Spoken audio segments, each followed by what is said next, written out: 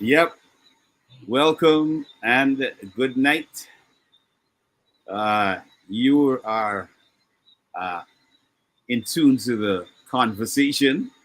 Each and every Tuesday night, we have it from around 7:30, um, all the way to just after 10. That's because, of course, we've got three hosts that are busybodies, very busy on the job, also trying to make other things happen. Um, of course, I am Malachi and Selector Sherwin. But before we get into tonight's conversation, which is we're gonna touch on several topics this evening. But before we do, Selector Sherwin, good evening, bro. Yes, sir. Good night to you. Yep, Yeah, good night. definitely. Good night to everyone. I hope you guys had a great 2 weeks because we missed last week. So Yep, yep. I got to make sure we give you that shout out and Apologies, yeah. apologize Apologize also for that. for Yep, last yep, week.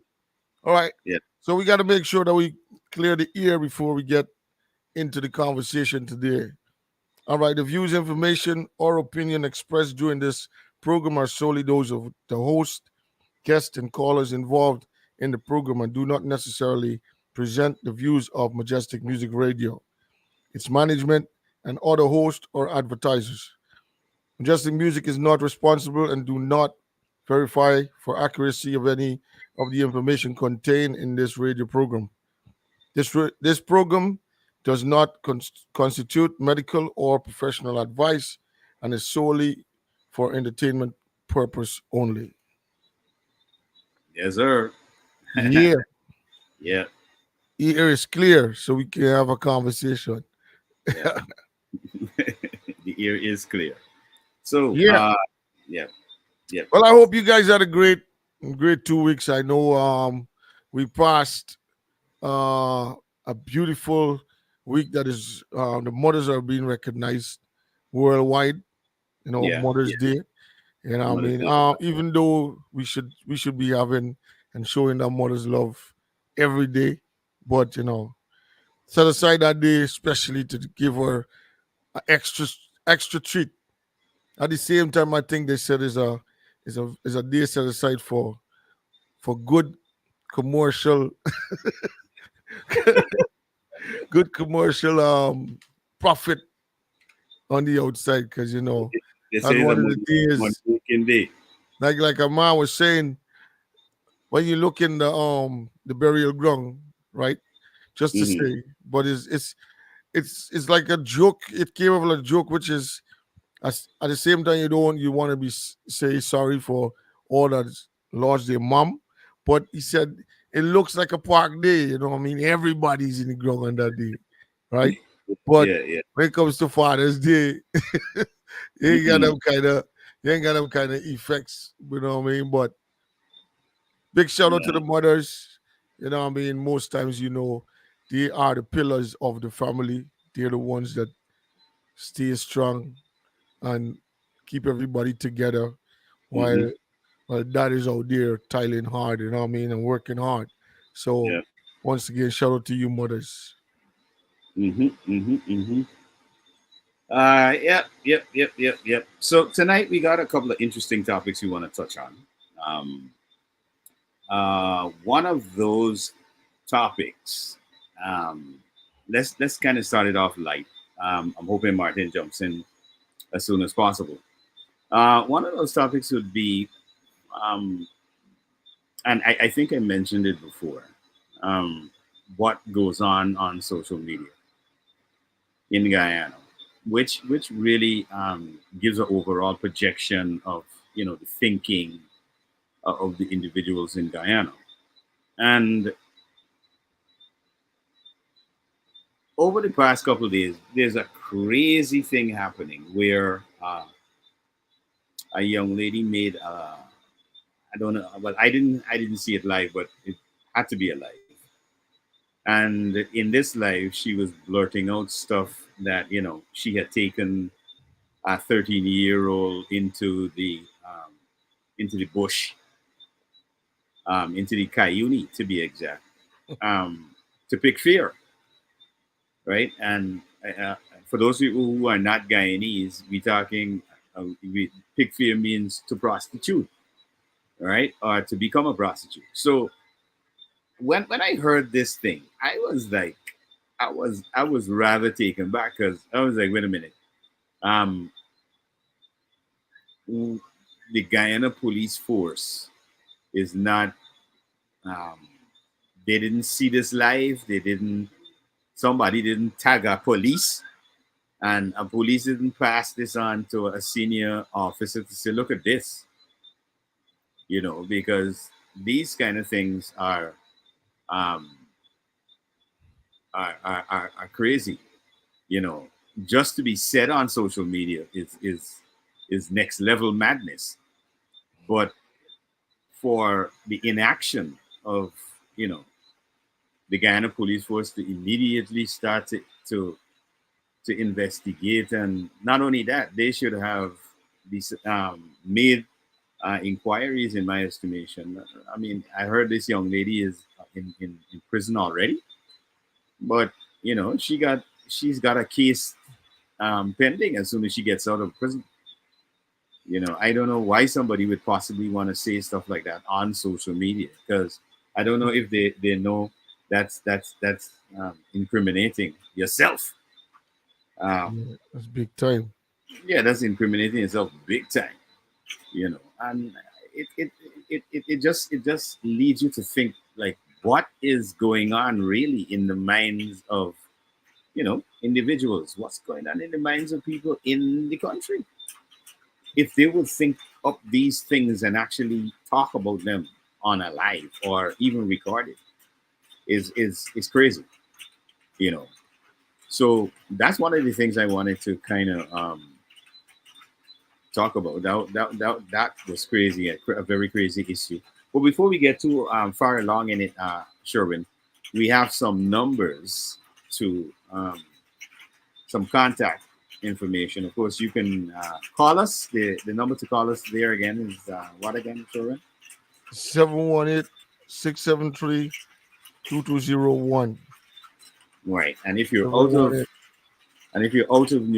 of the US, you just have to put +1 in front of that number, and you're good to go. Yeah. Hmm. 718-673-2201. Don't Right. know. Call Yeah. in, get into the conversation. Get into the Let's conversation. let's So read.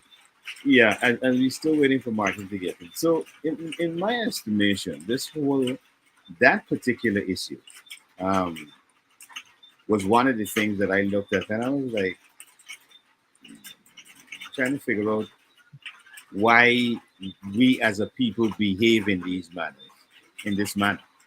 Um, and we've seen a lot of these issues that were kind of puzzling for a while now, I'm sure, including, for example, the whole obia on um, on somebody on live on Facebook Live, and I'm thinking in my head, why would I mean how first thing, um, they should have known that certain ceremonies or practices are not for like in the open, so nobody understands those in the wider world, because See, those the thing are is, like secret. what's the laws that's governing these type of situation in Guyana? That's the first question you gotta ask.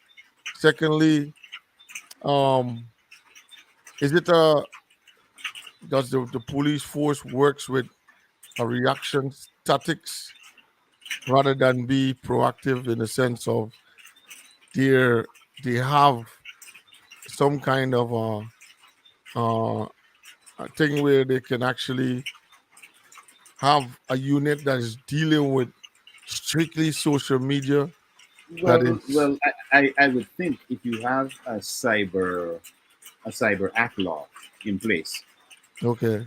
um, that deals with, for example, you can't bully individuals online. You can't use stuff to extort individuals as well online using that kind of stuff. Yeah. So if those laws are in place, obviously the police should know a bit of what these cyber laws entail. I mean, they wouldn't be totally void of the information. You Right. know, they should have a bit of information on the cyber laws. But um, again, if what this young lady was spewing online is factual and it's true, um, I don't even think that there needs to be a report. What I think needs to happen is that the police need to step in and to immediately she needs to be questioned regarding that statement she made online. And if that's so, further investigations along that line should go.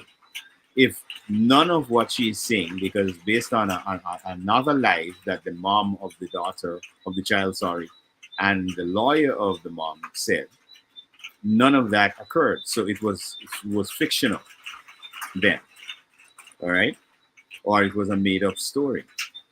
So, but in that case, that would be defamation of character of a minor, Mhm. all right. So, You see, there's the thing. You gotta. I don't know. I didn't watch your life, but mhm, things gotta go by government name, another call name. mhm. Um, things gotta go by what in a sense of most times. I don't know if Guyana have a freedom of speech law. Is there a No, well, freedom of speech law? because we're governed under a proposed democratic system, it is like a given under democracy that obviously they would have freedom of speech. So it's a given basically that we do have freedom of speech, and I haven't seen any curtailing of freedom of speech. Um, I have free speech. I say whatever I feel, and I haven't got any curtailment or anybody coming at me for my free speech. I mean, not that I know of from the government. Um, I know that some But of the stuff I'm where sure that people are not. not Uh, everything that comes out of your mouth is going to be pleasing no, to but everyone, that that and that it might be that. somebody in a position that they can say, Mhm. you know what, I can take advantage of this situation and you know deal with it in that way, because Deal with it. social Deal with media is it. kind of funny, it's kind of Deal with it. funny. How though? But like Um, what I'm saying is like, Deal with it. okay, How? they people, when you're in a position of certain way, you could actually carve things to say, you know what, all right, I'm gonna hold you down to investigate what you just said. Mhm. It might not be facts. It might not be something, but it's just a punishment. You know what I mean? And No, but no, you know, Sharon. We know in Guyana. We know in Guyana there is the law says that you can be held for 72 hours. right. Right? That just you could be held. You could be arrested for 72 hours. All right. After that, though, right? There must be some form of an investigation if any further um, things are going to happen. All right. And this again goes back to what I'm dealing with this situation with the young lady saying this stuff on social media. And I see somebody, Mr. Murray, is saying the Guyana Police Force has a cybercrime unit. And good, that's good. That means this cybercrime unit is looking at some of the stuff that people are saying and doing on social media. Because I've heard several, for example, people come out on social media and say they know about, for example, when they had that case with the guy Izwi before he was caught, right? Um, well, it was Izwi, aka Ishi, or whatever, right? Um, there were people coming out on social media saying that, hey, um, we know that people went to visit this guy in Suriname. We know that, other things that people said on social media. And when I'm looking at this stuff on social media, I'm wondering, I'm wondering the police force is taking note. Um, Also recording a lot of this stuff that's being said on Yeah, social media because, you know, a lot of people come out and say stuff. We don't know why they say it. Um, Maybe they're looking for clout, or maybe they're looking to hold somebody who's listening to what they're saying online, holding them ransom. Because a lot of the times it sounds as though people have information for other people and they're saying stuff in a shaded manner, but it's tantamount to like social media extortion, if you understand what I mean. yeah, I'm yeah. saying stuff, but I'm not calling your name. But the person who knows what is happening knows, and they're sitting there just waiting for you to call their name, right? But it is a form of social media extortion, or what we have in the cybercrime laws as social media bullying. Yeah, yeah, You that's know, it kind of, I don't know how they treat it, because when I was looking at I think I saw a part of the live between herself and I think it was the lawyer, the uh-huh. mom and the lawyer, and Hmm. he was actually endorsing that this is a beautiful uh this would be a beautiful thing to capitalize on, right? Uh-huh. Yeah. In order to get or create a movement, in order to defend. You're talking about the lawyer of the mom who was on the live. Correct. Yeah. In order for these things not to happen again. So I Hmm. continuously was wondering why he continuously keeps saying it is something to No, create a well, movement. obviously we know that the lawyer representing the mom is also a candidate for the leadership of the opposition party right now.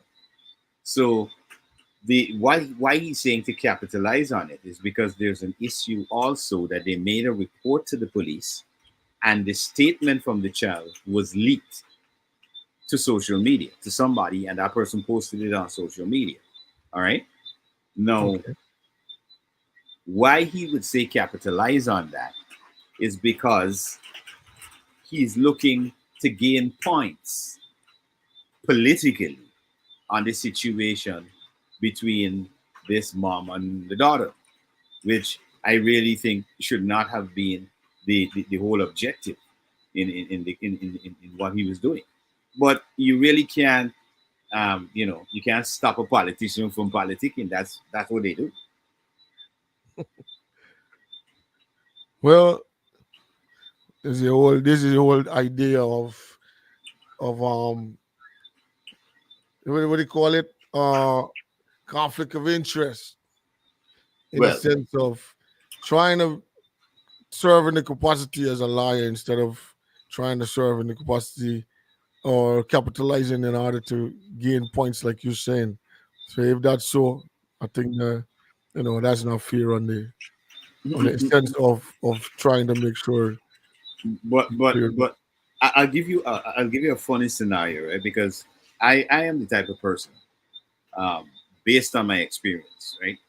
Um, and that has experiences has taught me to think in a multi-pronged direction when a problem arises or something is confronts you. All right.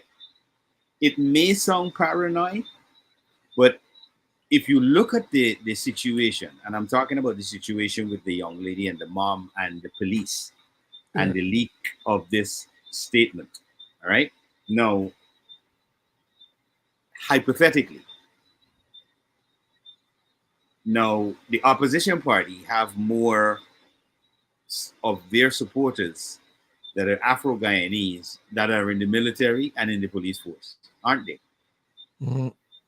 Now, is it impossible to think of an element that is in the police force that may have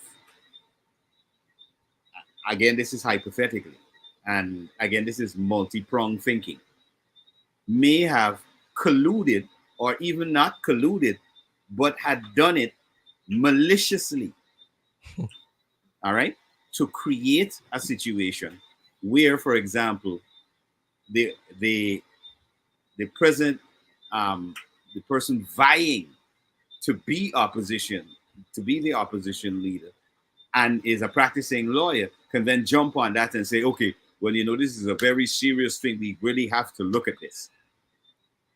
When in the circumstances as is, it's an isolated case. It's not an everyday scenario where everybody's statements are regularly leaked on Facebook and to the media.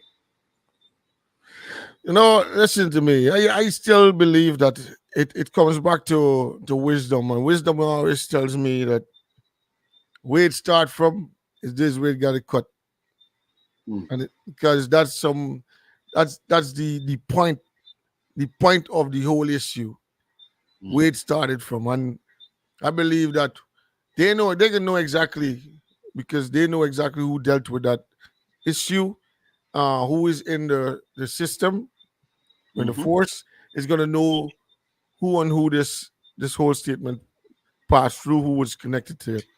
They know exactly who they got to deal with. But I'm saying, at the end of the day, I would not even go to because there had to be communication from that individual to say, okay, I got all this ammunition right here. What we could do with it? Let's fix it. So right away, that's the person to deal with. Hammer.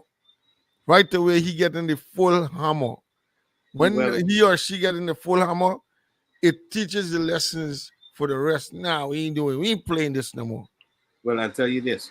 Most of the stuff that's that, again, and I usually tell people this, that flies around on social media. Don't take it as gospel or as the truth. People come out on social media and say all kinds of stuff. But basically, you have to look at the factual aspects of some of the nonsense that goes on. All right. And if there is a leak of a statement by the police and it gets into the hands of somebody who then posts it on social media,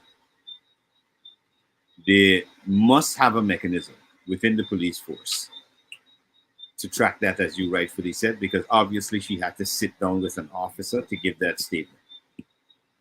All right. If there was a statement given. And then from there, obviously, they had to have signatories as witnesses to this happening. So it couldn't just be an up in the air process, if you understand what I mean. Yeah. So it couldn't be lost in time or lost in translation where they couldn't find out who handled that statement and the possibilities of it being leaked. Not unless, and again, this is where you see technology and the advent of the cell phone and what it can do in this time is a big problem, especially for certain, for example, law enforcement and security services. Because if you have, for example, who is to tell if the person who took the statement genuinely took the statement and left it on their desk, they probably went to the bathroom. Another officer came in, took out his cell phone, took a snap of the page, left. All right.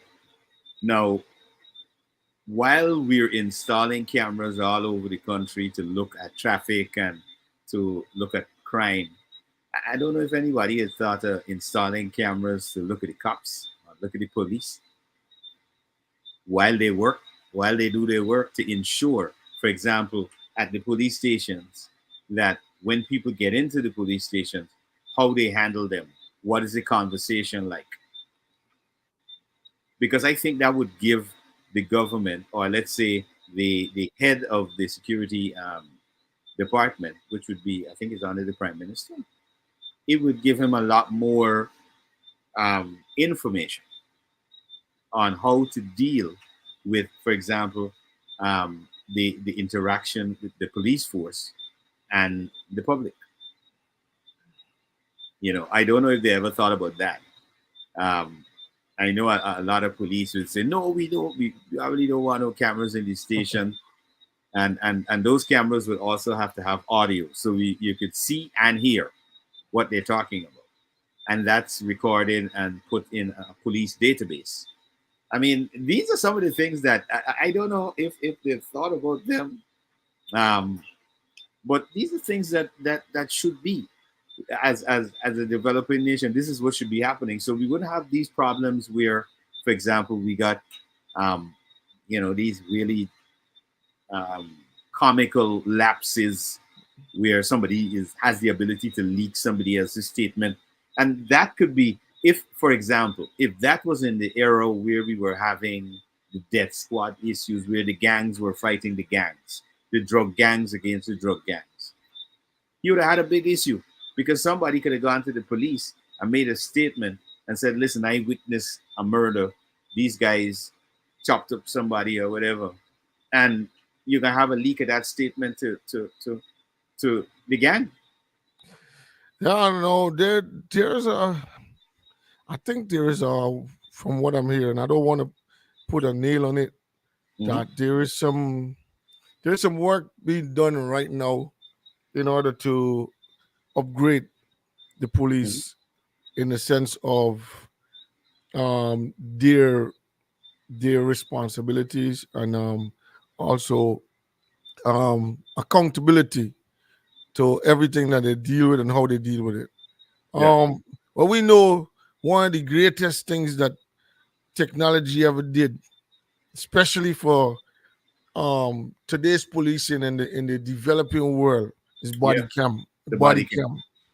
And if you cannot make sure your body cam working, and there's a problem. Like we notice, there's always a single police, traffic police, sometimes doing work by himself Yeah, on a regular day.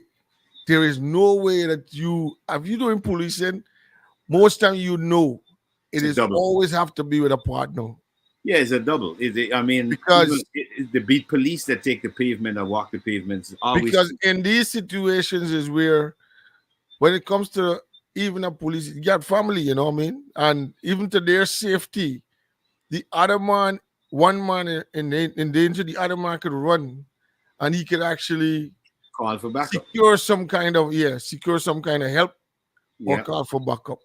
Hmm. But this thing I don't understand it. It comes with all them kind of fancy stuff, and is the police words against the civilian word, and Yeah.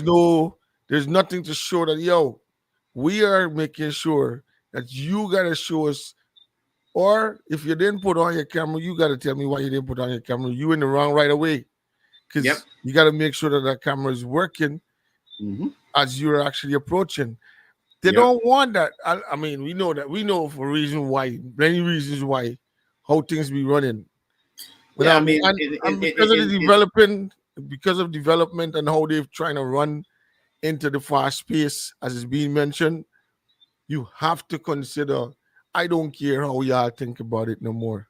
This is what has to happen because we have nationals and people coming from over out of Guyana coming in this country. We need to get y'all gotta be yeah, uncomfortable with yeah, whatever we need action to. you take. Yeah, look, one of the things I'll show you something that we don't know in Guyana. Let's say you're in a club, right, in Guyana. A bouncer or what we call a chokoro is not the is we our impression of a bouncer is somebody who, if anything happens or somebody is a little unruly, his job is to beat the hell out of the person Yeah, and throw them. yeah. All right. No, they don't even understand that that's not the protocol. That's not the rule. That's not what a bouncer is there for. If that person could not control themselves, or as we say in Ghana, you can't hold your liquor, you start to behave bad. The bouncer, or what we call the chokoro job, is to escort that individual outside of the club or the bar unharmed, all right? Because of course that person has rights as well, all right? Not because they may be inebriated, that means they could be treated anyhow, Yeah. all right? So those, you see, these are some of like basic rules. Because if we have, for example, we want to have cricket carnival, then there's carnival and mash and all these events, all the big shows coming to Guyana. We have to understand that not only do we need to upgrade the development of the police force, but we also have to involve, I think, private entities to help. Because a lot of it now is not just about having police with a show of force on the ground with uniforms and guns, but you also need to master the most important part of it, which is the intelligence. All right, you need to master that part of it, because once you master that part of it, having the show of force is not even really necessary. Because in some cases, in some countries I've gone to, you don't even see the show of force, Hmm. but they're there. They're there watching you in the slide. You know, they're watching you. They're monitoring everybody on the streets and stuff like that. So we have to get to that um, um, level in terms of how we think about security. For example, I look, Christmas times I will see, for example, in Ghana, they'll put up a wooden box thing for a police officer to stand up on a corner to monitor a corner. And I was like, why didn't they just get a big white van that could maybe hold like 8 or 9 people, and you put cameras on the top of that van so you could monitor in 360 the entire four corner. Let's say you're on Camp Street or wherever. You park not too far from the corner where you can monitor all four corners. And the police officers are inside, and they're paying attention to the outside and the crowd. And they're always ready for in case something happens. Because remember, that is a busy business area in Georgetown, right? If something happens, they can deploy themselves very easily to neutralize whatever problem there is. That's the way we need to be thinking. Not, okay, we drive around in an open back vehicle, and I got 2, 3 police got their foot kicked over the side of the vehicle. One got a Kalashnikov, a AK-47, a M16. It doesn't look nice, especially for tourists coming into a country. It looks like, what the hell is going on here? They got civil war? I mean, seriously, that's how it looks. It looked like it got some sort of civil disturbance or unrest or something going on. You know what I mean? So we really have to think on it's like next level. All right. We need to think next level, and not petite, I should say. You gotta come out of the petite thinking and think grande boca. You know what I mean? You gotta think different. But that's what I gotta say about the whole But this is security the stuff. thing. The thing is all. I mean, we for me as youth man, I know that you see the first thing you learn, you Mhm. see, especially you see certain cops coming, or Mhm. you see a certain van coming, Yeah. or you see, it's like, yo, this is a 50-50 chance that you're gonna pull up.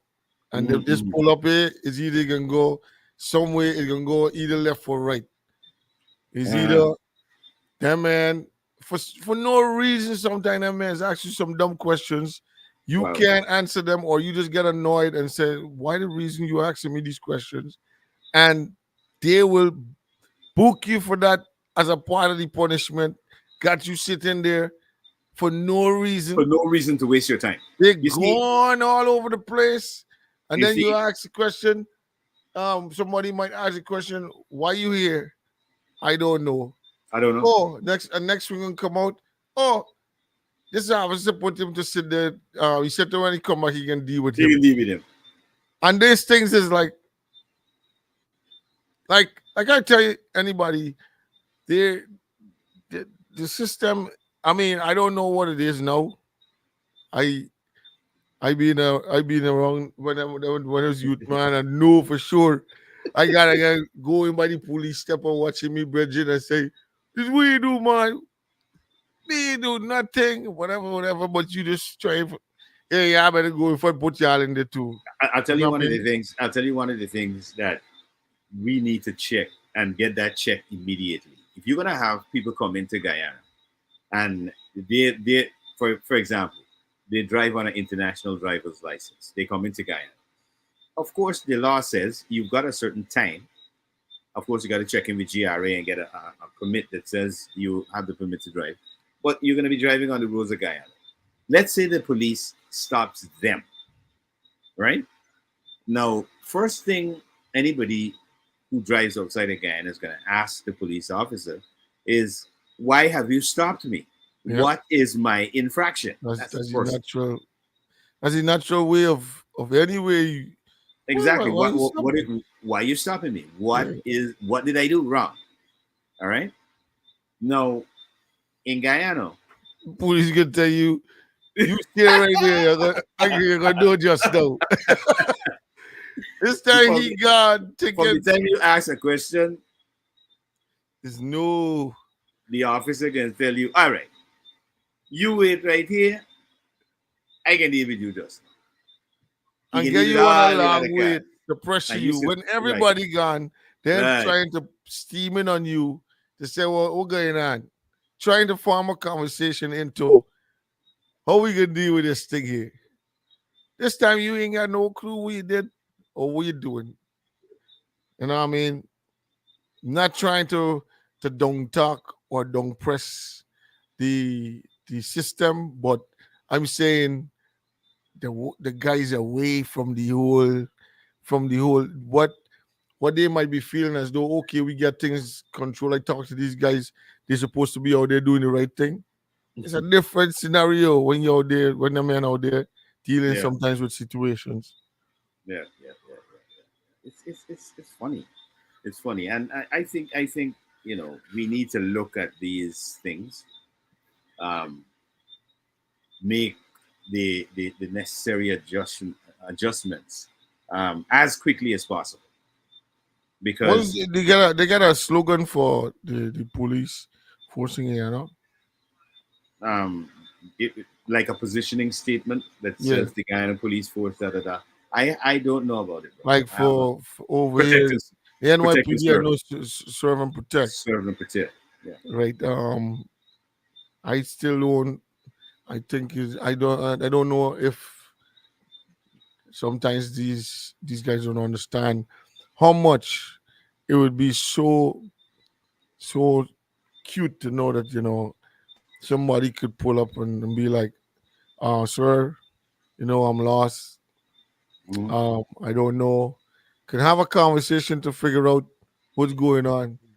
Yeah, Who's this man though? He trying to have a conversation with one guy. Then the other one can shouting from a distance. Who's this? Who's the man? Who you are? And it just went. Everything just went left. yeah. Everything goes left immediately. Everything just go left. It's like they're not accustomed to yo. Yeah, let's see how much help for my job over here. It is a part of the rule. Hmm. And if somebody step and ask you for direction, I'm just a normal transit worker.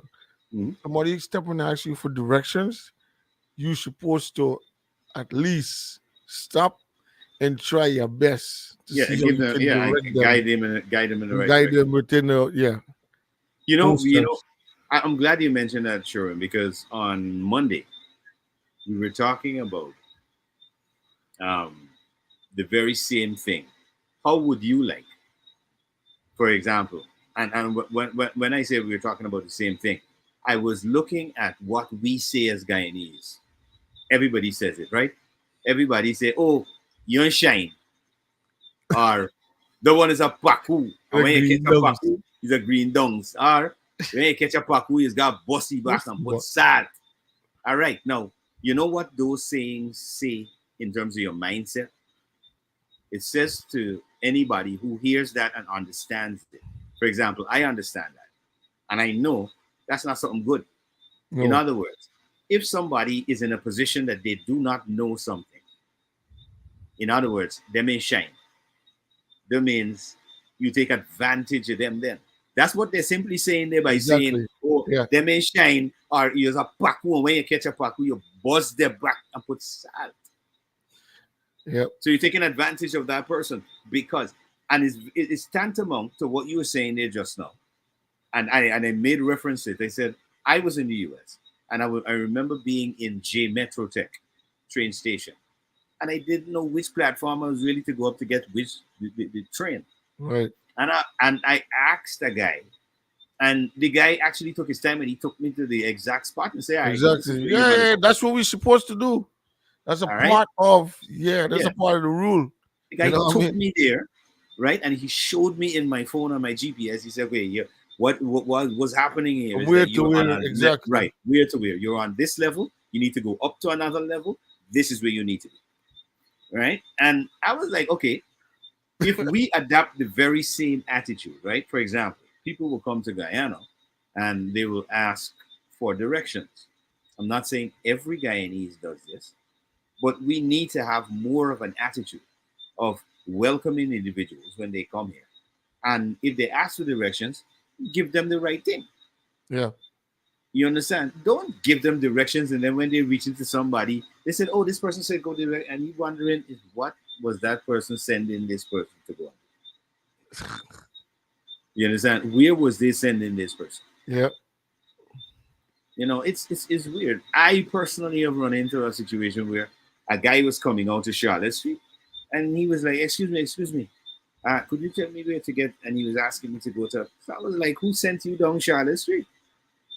And he's like, oh, this guy told me go down Charlotte Street. It's like, oh yeah, my mind They're was not like, trying to send you in the nest. yeah, they're sending you. Somebody sending in the nest to Yeah. go get it. And So crazy, y'all. yeah, it's crazy, bro. I mean, and that is part of the what I call the intrinsic attitude. It's like the same thing I talk about when people talk about thief and don't get catch. You understand? That's the same type of mentality that you believe that trying to go around the system or to try to beat the system is the best way to go. You understand? And we all those kind of things we have to cut them out. You understand? We have to cut out those attitudes, and people have to more believe that doing the right thing and the positive thing is the way to go. You understand? And stop idolizing criminals and people who do the wrong things, because this is what happens. I think that's one of the reasons why, I'm bringing it back to what the culture is being injected, right? We're injecting, especially when it comes to some of these shows and some of the actual promotions into Yeah, entertainment thing, it's not coming like you really want to adapt or bring that tourist atmosphere, that security atmosphere. You know what I mean? Listen, promoters are trying to make a quick dollar because of the crowd. yeah, But if you want to be like in a place of saying, I want this thing to be so memorable, and for people to start traveling and come for these things because of whatever, you can charge bigger bread, bigger money for these shows because you know for sure it's attracting people from the islands, people from North America, North America, and all these Europe. things because Yeah, you're creating things like festivals, you're creating things like some kind of um some kind of daybreak or something. You know what I mean? And a question I asked myself the other day: why is it? Because it's more than one island in the Caribbean. Why is hmm it hard for? It's easy for places like in the US to hmm have a day show that's big, and a day show. If you're going into a building, day show big yeah, time, and you go in yeah. and finish at about 10, 12 in the night, and the hmm show ram crazy. But you yeah. can't get that kind of show like on a regular basis in Guyana. What's the reason for No, that? I'll tell you. I'll tell you one of the things. I just asked. It's just a question. I'm Okay. not trying to say that that's what One I one of the project. factors, one of the factors that would definitely contribute to that is the fact that we're talking about two different cultures and two different styles. The Caribbean has gotten into this rhythm of we get up at 12 o'clock, we get ready, and we hit the dance 1:30, 2, and we party right through to 9 o'clock in the morning. That's Caribbean culture. We do that, right? Um, in let's say the US and stuff is a different culture. They would, for example, they you know the US, they like the barbecue, they like the day, come out, they have the big day, everybody, families, picnics, all that kind of stuff. That's the North American thing. So I understand how that works in that territory in terms of people coming out during the day and partying up into the evening, and then they go home at like 10, 11 in the night. But Caribbean people is not into that. It it it, Bro. it become tough, but I mean, I was looking. I was looking at the whole thing. Mhm, It helps security wise, you know. mhm. It If you does. if It you look does. at it, it it helps to cut down on a lot of crimes. Yeah, Or and it, also it helps to get people to be more in a fresh state of mind to actually work and finish and done, and it's all done. no, but you know what is very similar to that on Tagua when they got the big party at the stadium. That starts in the morning because remember all boys down this kick off as Right. well in the morning. So maybe if they look at having those events, but you see again the Guyana and Caribbean culture, it can take a while to break into that kind of timing because you remember we like get up, we like go and sleep early, 7 o'clock. We go in and catch a five, as we say in Guyana. We get up 11:30, 12. We start get ready, dance at 1:30. That's how it goes. Well, I think it's you know why I said that because I believe what happens is that okay, if you have big shows during a certain time and Hmm. you actually that's more open air where everybody's going hell to skelter doing whatever. Yeah, Security system know for sure that within this time we have to be busy on a yeah. widespread. I mean, it's way easier Yeah. for But then you to get. when you lose that now, when it's finished, Mhm, everybody moves to the clubs, which is a more controlled areas. You know what I mean? You could go to mhm. the club until whatever time you want to go home, whatever. But it's a more controlled type of, settings. So they get to control that kind. It's just just something that I was looking at because I went to a show the other day and the show started from 2 in the Mhm. afternoon. Yeah. The show kicked off about 7 something or something like that. Hmm. That's two artists show kick off from that time and it goes straight up to 10. So the two artists had enough time to perform or whatever. Hmm. But before that, everything was a good build up. Everybody came on and the build up was so nice.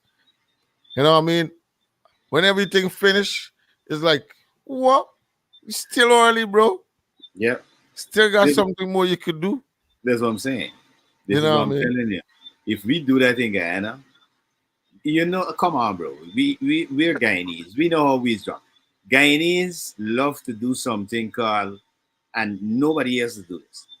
Guyanese do something called overdo. All right.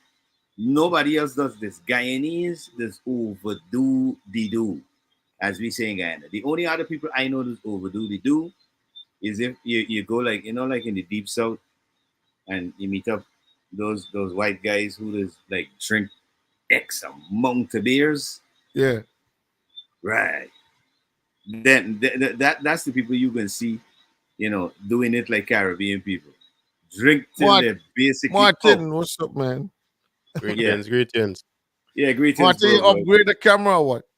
Yeah, Look the like the man. camera upgrade, boy. No, it's the Yeah, same camera.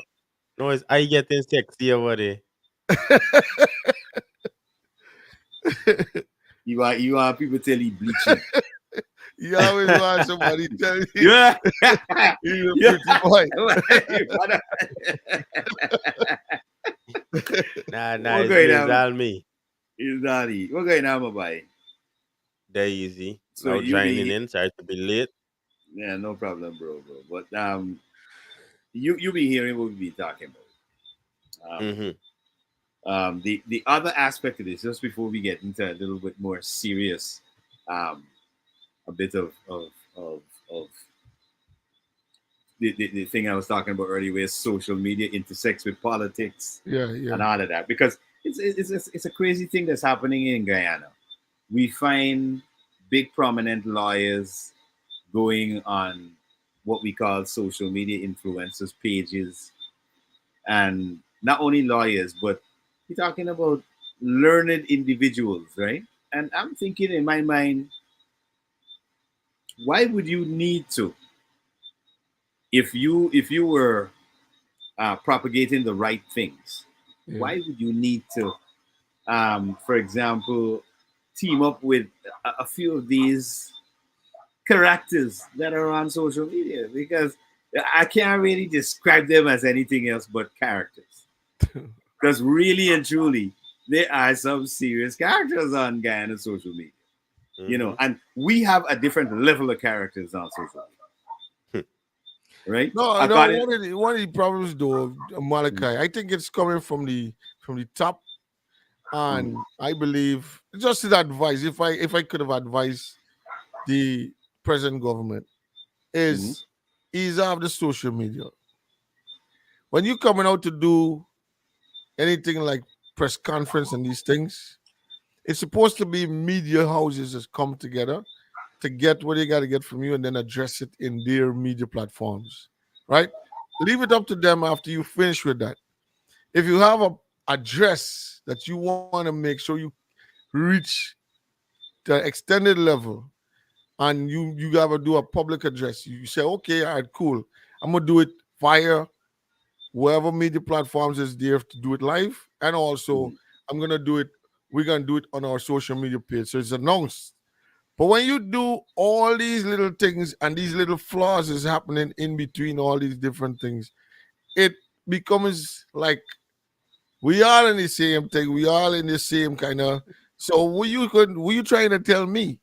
You know what I mean? Mm-hmm. And it comes down to why you trying to tell me what to do when you be doing the same thing.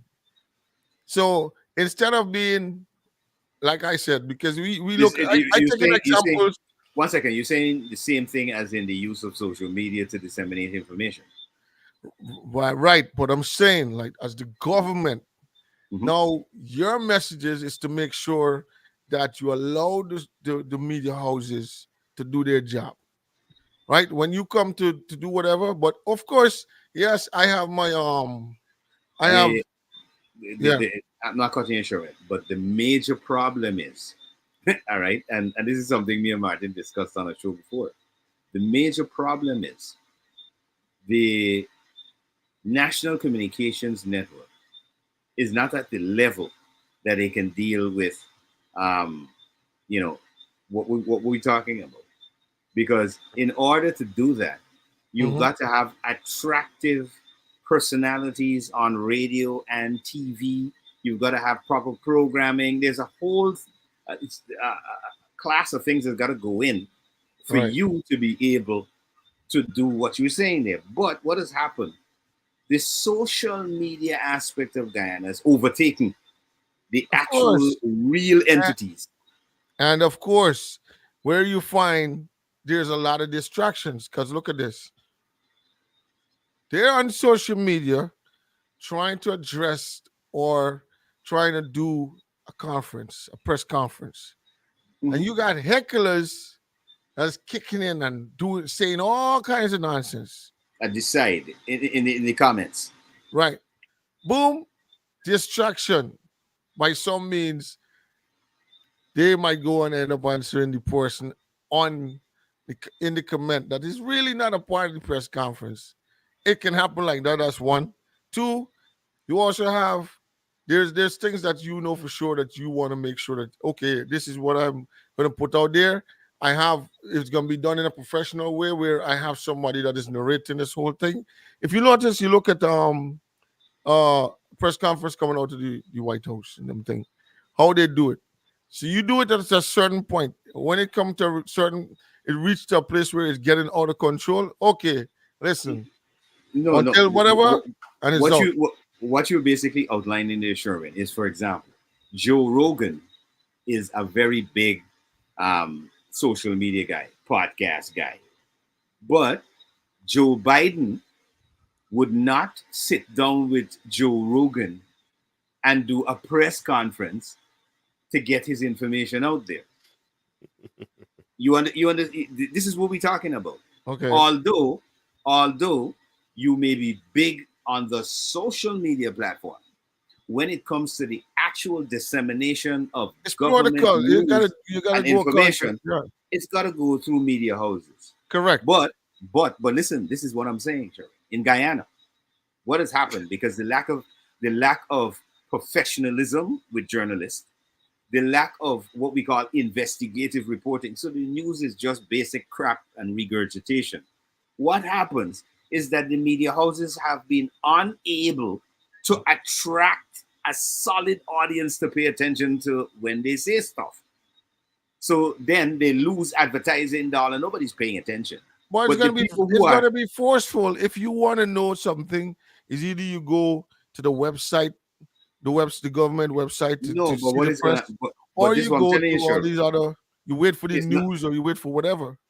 but they should have never allowed the social media to overpower the actual media houses. This is what has happened. So to reverse the trend, you have to change up a lot. You understand? You have to change up a lot Yo, because yeah, it's because crazy. most people, right? Most individuals do not get their information from looking at the 7 o'clock news. Look, at one point in time, everybody in Guyana knows this. They used to look at Channel 28 news at 8 o'clock. Everybody used to catch prime news at 7. All right. Road used to clear Channel 9. for a quick couple minutes That's what I'm to telling you. At get what's everybody used the to run information. in 6 Run in. o'clock. Channel 9. Everybody used to run in the house just to turn on the TV, just to catch the news. No, not that the news networks or the news is not as important now as back then. But because you have a phone in your hand and everything coming updated, but what you got to realize is that a lot of this information that coming to you is not fact-checked information. All right.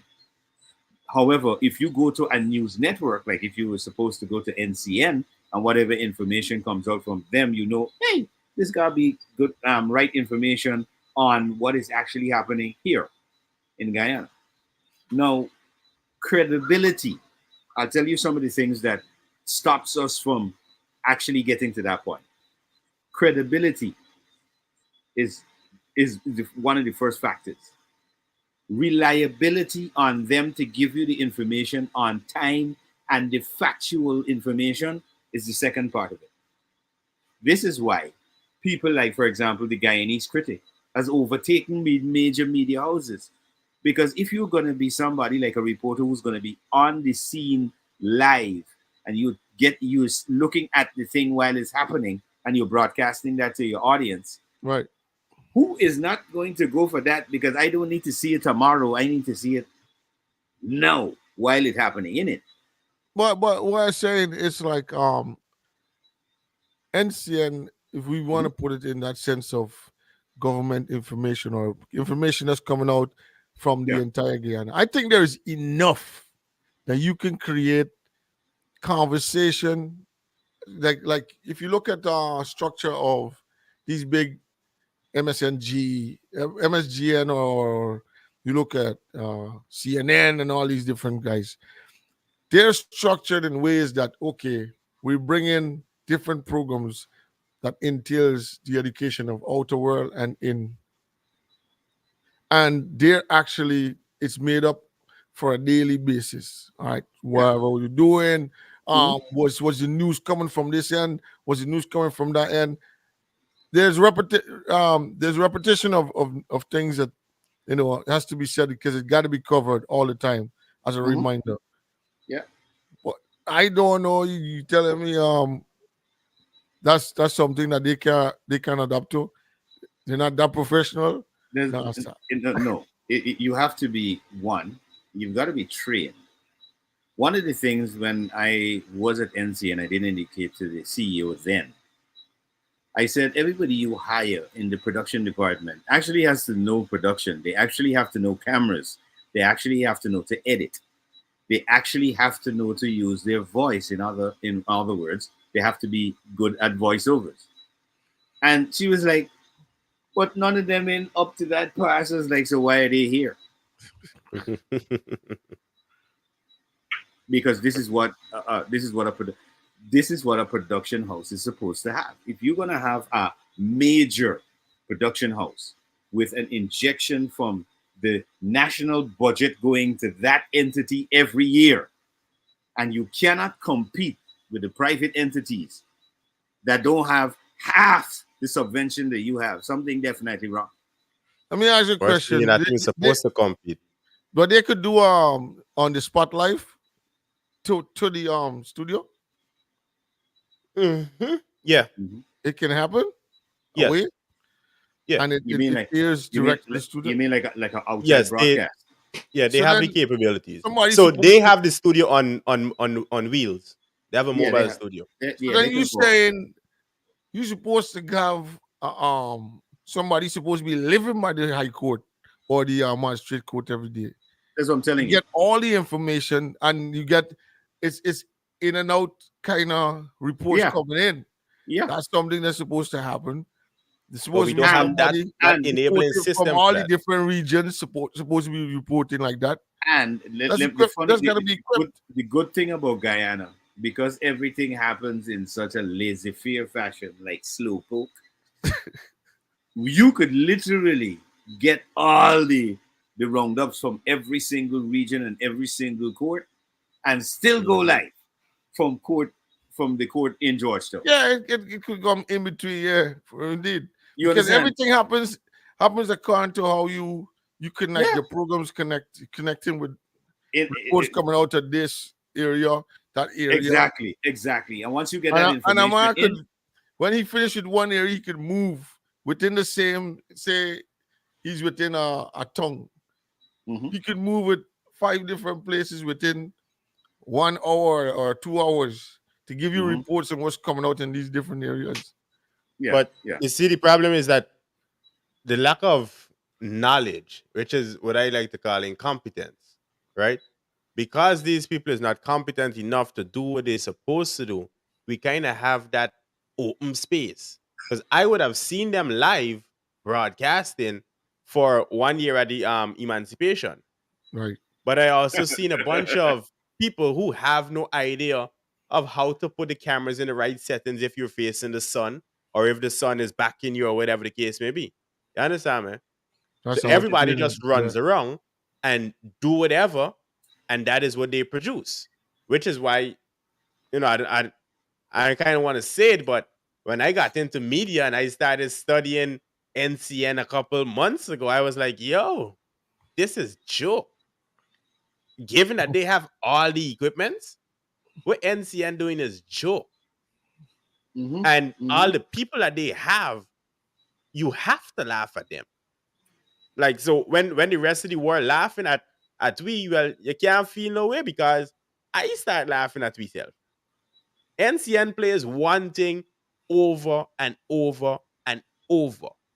I understand this information, but playing the same information on a regular basis, like you ain't got at least 50 people in office to go and produce content, that The, don't make the, sense. the funny thing about it, when I mentioned to them that what was really supposed to be happening, especially from the government um, side of it, was we were supposed to be able to produce maximum length of a PSI would be 60 seconds. Hmm. and you would have 15, 30, 45-second PSIs. For example, when you're if bills are being tabled at Parliament, right? They would want to come in with maybe a group of parliamentarians from the same side and discuss some of the pointers. Now, if you're in the audience and you sit in there and you are not at a certain level of education, you are lost at what's Yep. happening. All right. Now, when I explained to the then CEO of NCN, I said, listen, what needs to happen is that you need to have bullet points. So they're not just coming in to randomly ramble about stuff that happened in Parliament, but you're trying to have an itinerary of what exactly happened in Parliament, what you tabled, what was discussed, and where are the benefits to the population. That's where the connection for the individual looking at them discuss this stuff. That's where they link. That's where they come in. All right. Now, I was even suggesting to them what needs to happen at that point is that you need to set up a mechanism where parliamentarians could possibly come in and be questioned by the audience who's looking at the program. Or you can possibly set up a live audience to come in and have questions right after a parliament sitting and No, stuff. it's best that happen on post production, brother. A live audience for Guyana is wild. Yeah, that's yeah, yeah, that's no. Facebook already. That's social There's media. headache. There's headache for them. That's headache for them to That got happen on post.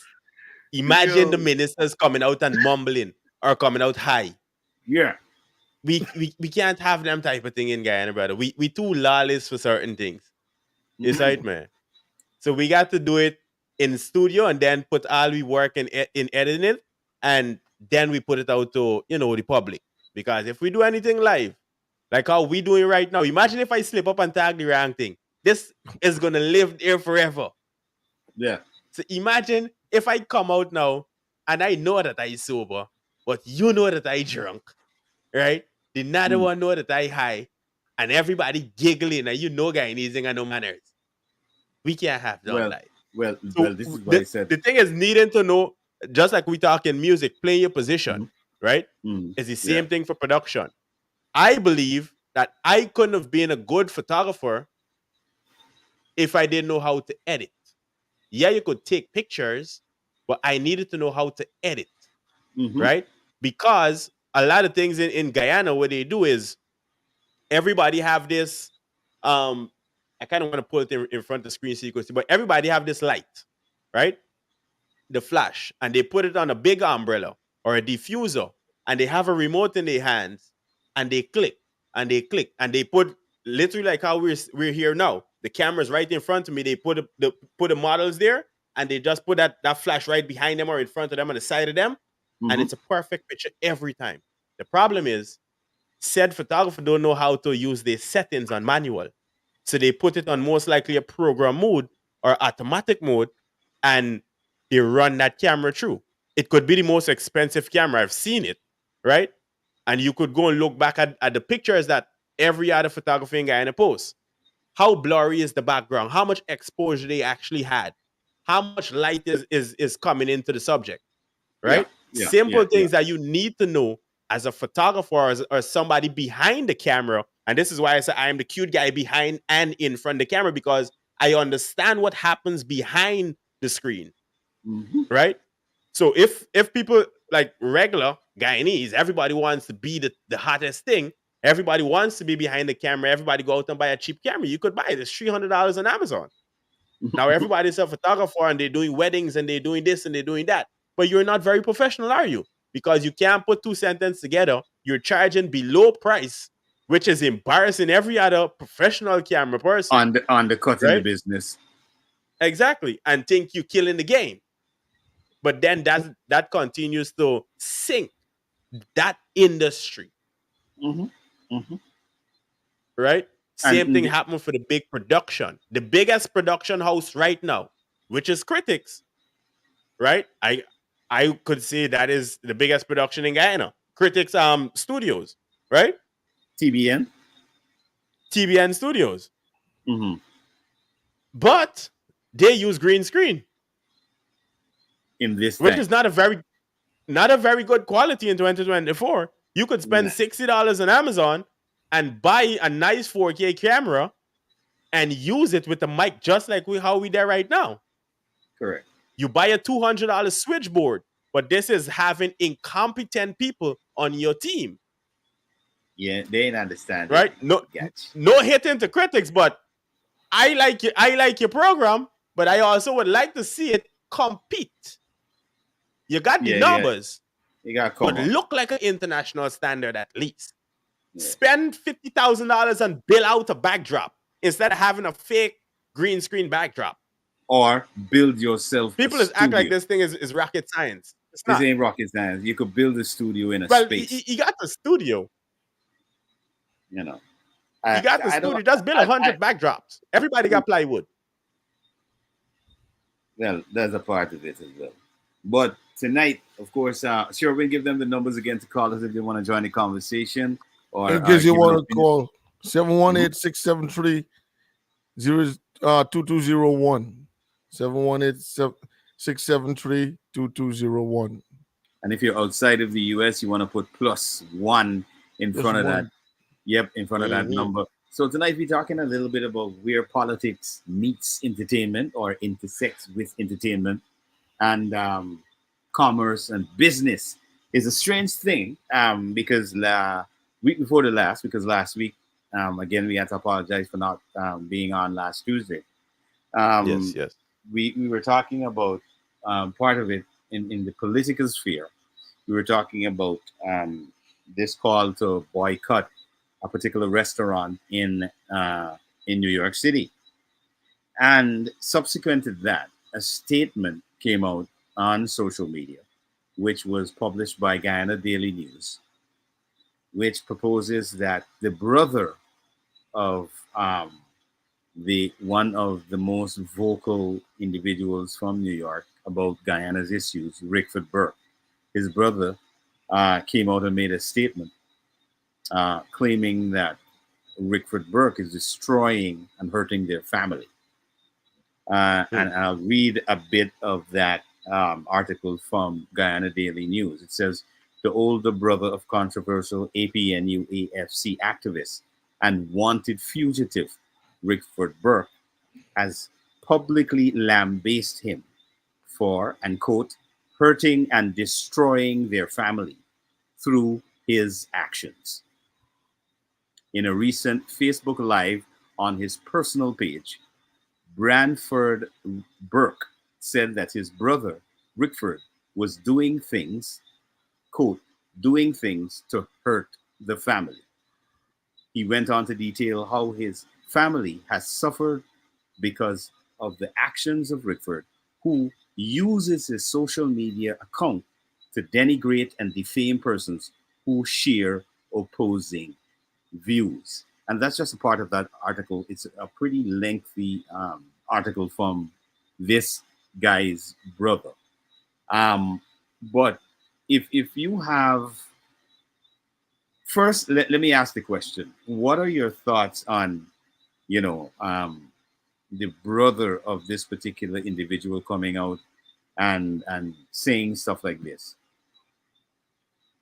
Well, it would make sense in a way whereby I can't speak directly on if he's hurting the family or not, but the man do have a very aggressive manner of going, paying attention to things and addressing things. And in my opinion, a lot of stuff is wayside stuff, right?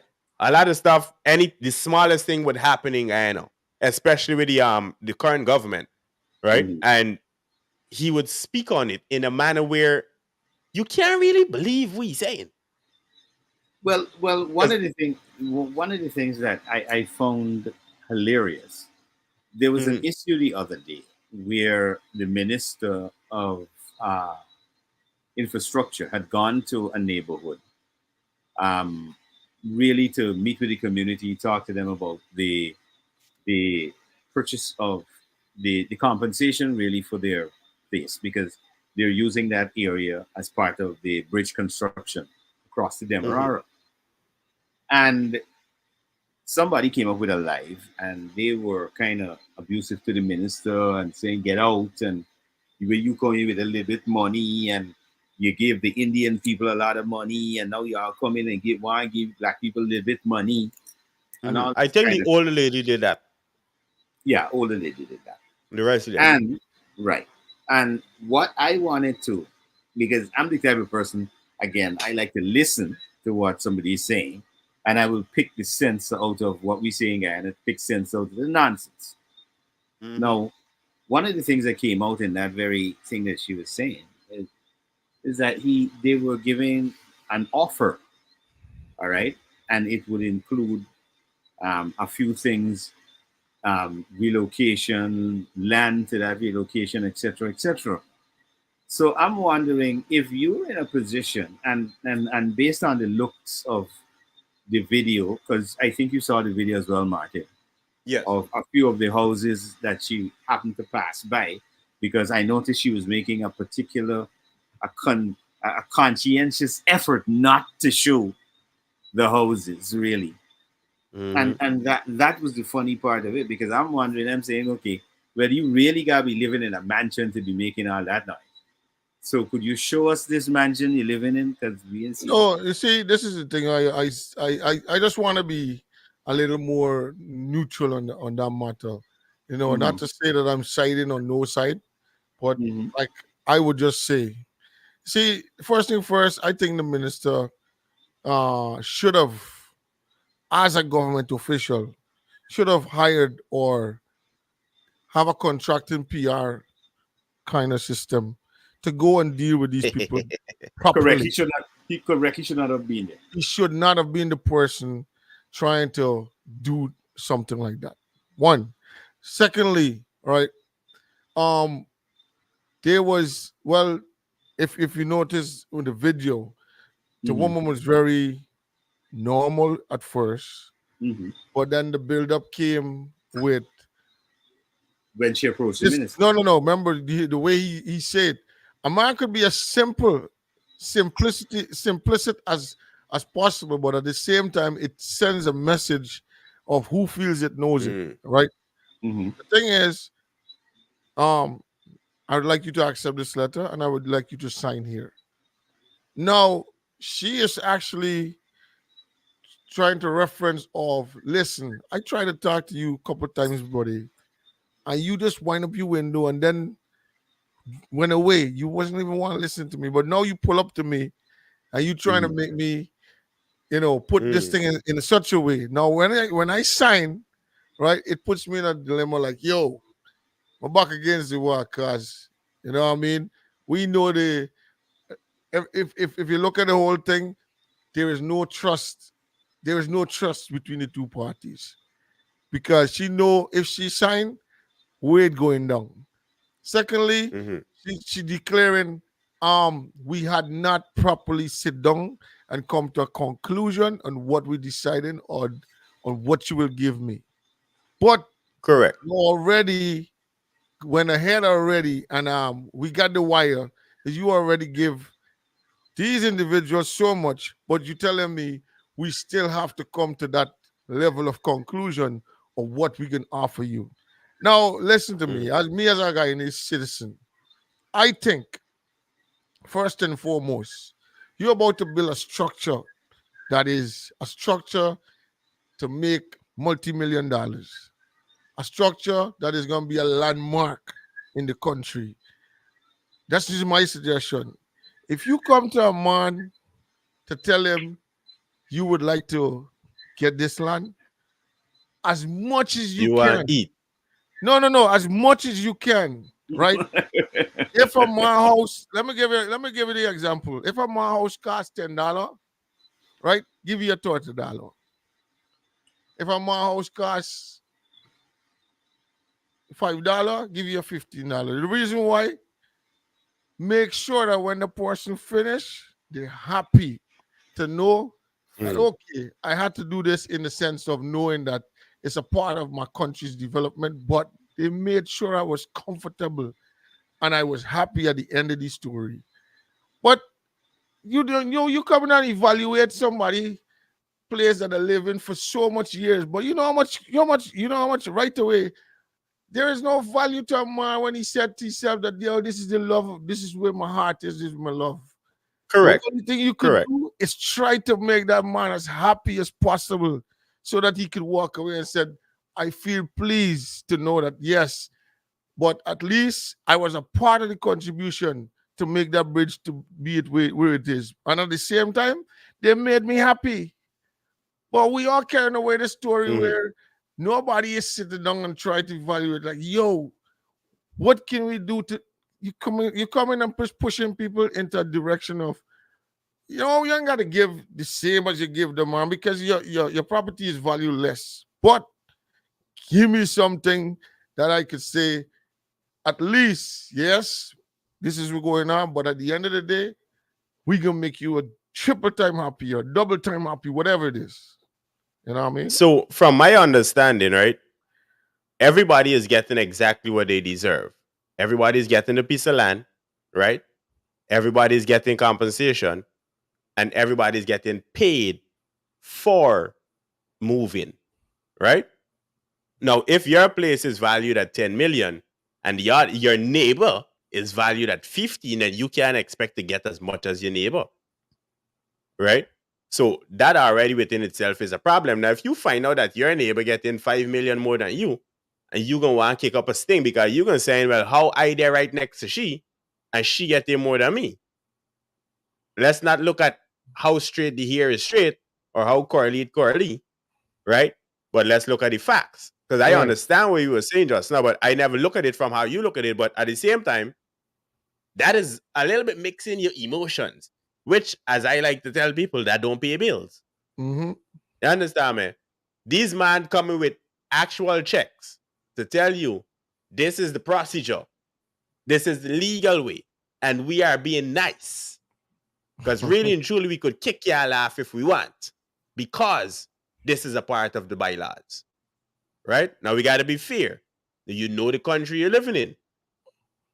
Them people nice. The minister come till to your house and talk to you. I would assume, as I heard, they had previous conferences with the entire community before that altercation took place, right? Or interaction. Okay. Now, if we're looking at it from a feelings point of view, whereby you kind of mention it in, you know, the sympathy, then yes, I can't pay. Nobody could pay if you sympathy. But do you want water to come and wash away your house if I don't come and take it? Because you're there right by the river. Don't let me lie. You're there right by the water side. Is right, man? We could build we house. We could build we bridge, sorry. And in 2 minutes, in your house fall off the post. And then you're going to want to blame we. Because really and truly, they don't have to move if you kind of look at it as black and white. Them people ain't got to move. But I know from the time I started drilling you house going down. I've seen it in America with big buildings far along when another building built right next to it. See, imagine a little wood house, right? Or even a basic concrete house. Because right now we don't use proper materials and mixtures and the right measurements and things to build housing again. So we already got a building problem. So if you put all these things together, now we're looking at different factors. You can't pay the lady enough. No, you can't pay nobody enough because of how they feel. Yes, you got your sentiments in it, but we can't compensate you for your sentiments. The most we could do is give you a piece of land that is pretty much the same size or bigger in a better environment. Because have you ever seen the houses within that area? The nice house up on the opposite side, right? Which is Nandi Park, if I say any places right?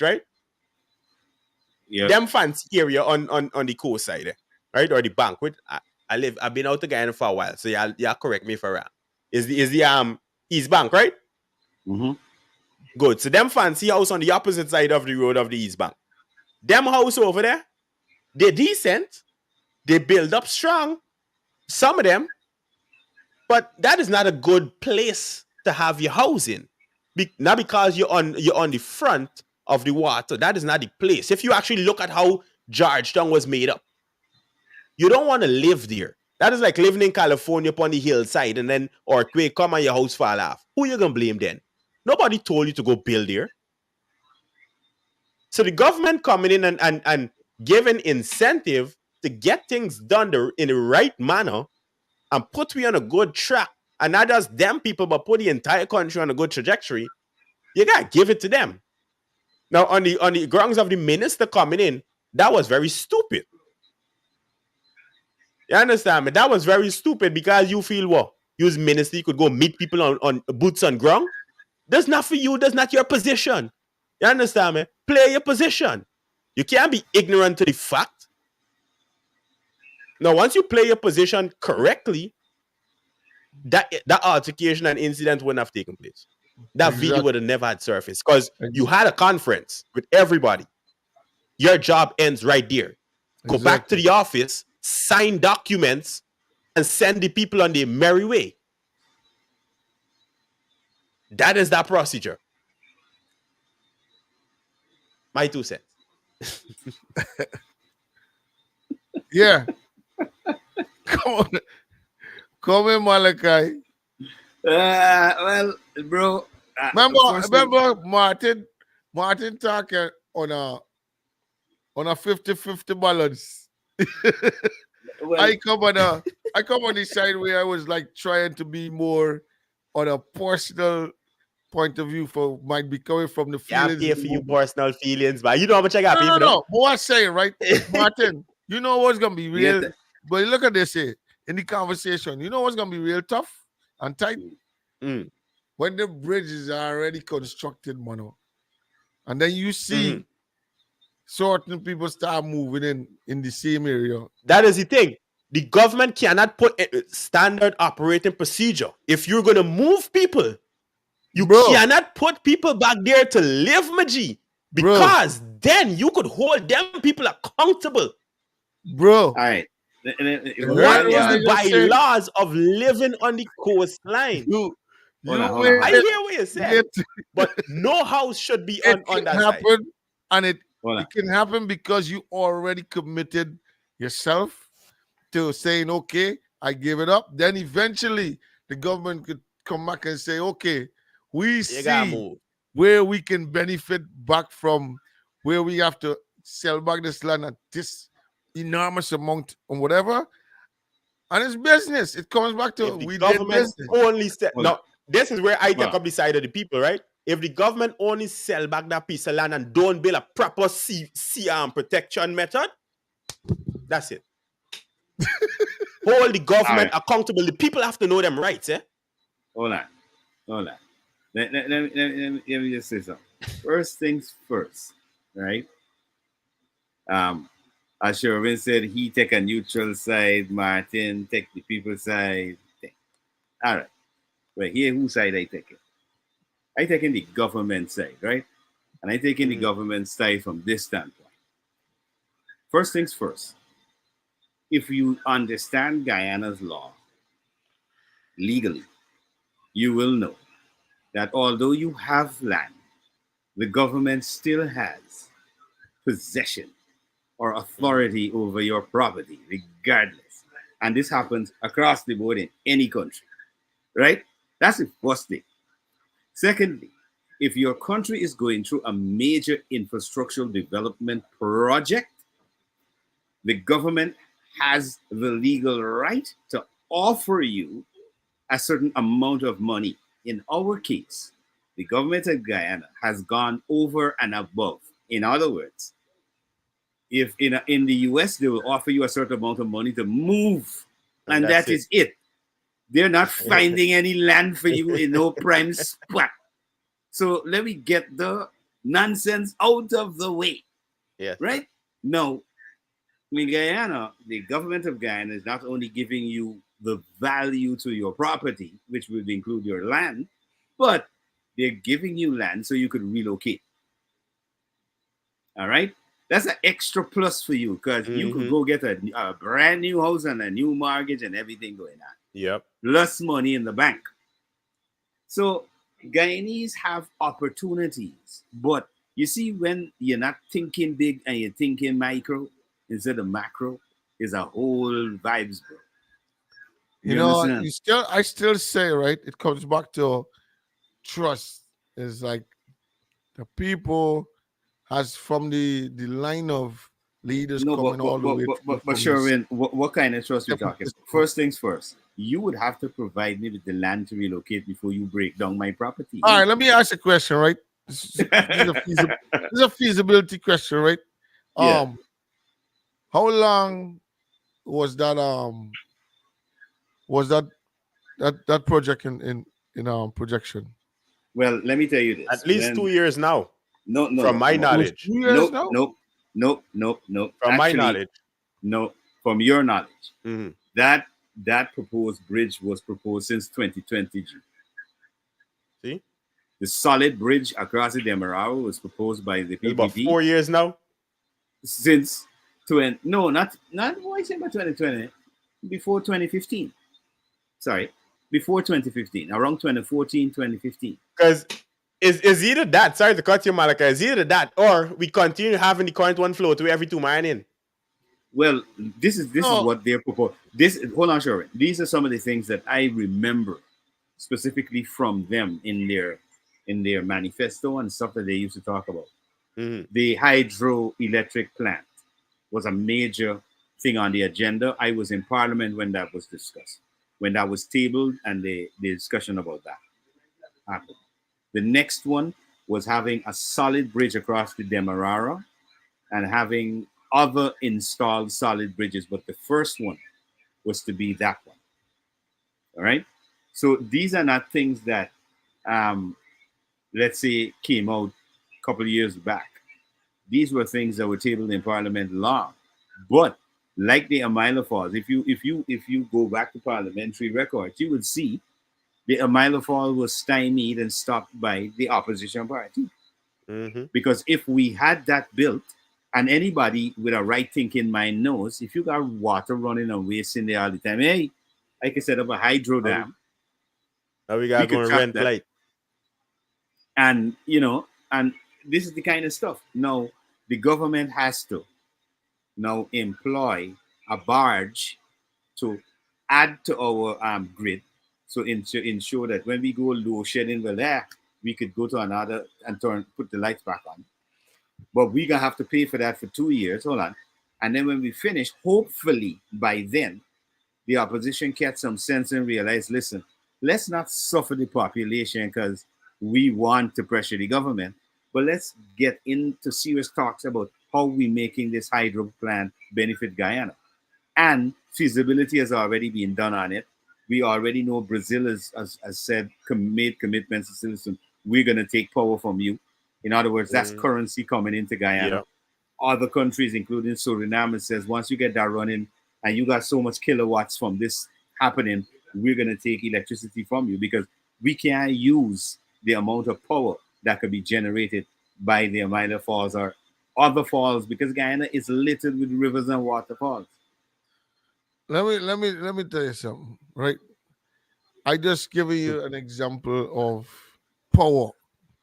Mhm. Wherewith, if even we get the Amila Falls, we Mhm. get the barge or the ship together with what we got on land. If we don't do infrastructural work to get the current or to distribute current and make sure that, like I would say, substations, not them substation we see there, one that till away, so one that till away. So you got to look at zones and what's in the area. Mhm. You got to zone out those areas, and they have to be substations all the time. In those is an infrastructure work. Now, when you Yeah. finish, when the power start distributing, everything becomes easy for the engine, easy for whoever supplying because the power. be- Because because you'll be one of doing the a things, lot of waste current. not only that, Sherwin, one of the things I noticed in metropolitan countries, the industrial areas are always separate from the housing and Mhm. the office areas. Of And course. what you notice, and if you pay attention, if you look up, you notice a lot of the high tension cables are running to the area where the factories are. And you notice there are transformers and breakdowns going towards where the housing and the business areas are. So once you and that goes right back to what you were saying, Shirley. they have to understand the zoning areas because everything can go in every area. And this is what Guyanese also have to get in their head. You can't have a house you live in upstairs and a shop downstairs. If everybody, and we know that there's a norm in GT, everybody know that that's a norm. So we have to start thinking bigger. We have to start thinking outside of the box. This is how we generate business. Because if you decided to take that same money that you invested to build a downstairs and say whether you can turn it into a shop or a store, and you decided, okay, I'm going to look to invest in either purchasing a particular section of a building, if they do that in Guyana, because that's one of the things I noticed with Guyana is strange. Somebody will build a building, they will rent it out to several individuals, but they still want to own the entire building, right? And we know that, hey, you could literally sell parts of the building where you own that part of the building specifically. You are responsible for the upkeep of that specific part of the building, right? But we haven't again. We need to start thinking bigger instead of thinking in this way where we got to see everything happen right in front of our faces. If we You have see to it have, happen, for me, I tell you straight up. And you Mhm. see, this is how the whole system was captivate. Even when I was living in GT, Mhm. I could not have think out of the box many times. But they got micro governance is not something that should be happening if you want to have fast development and growth.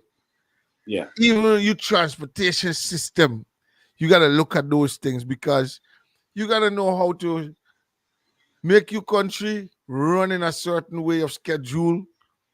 Make you gotta these are the things that, but in order to get these things done, a government most times would say, listen, you know what, we can get what we got to get from this revenue, and at the same time we can subsidize into this thing to keep it going so that we could get what we need from it on a yearly basis, quarterly basis, whatever it is that is decided.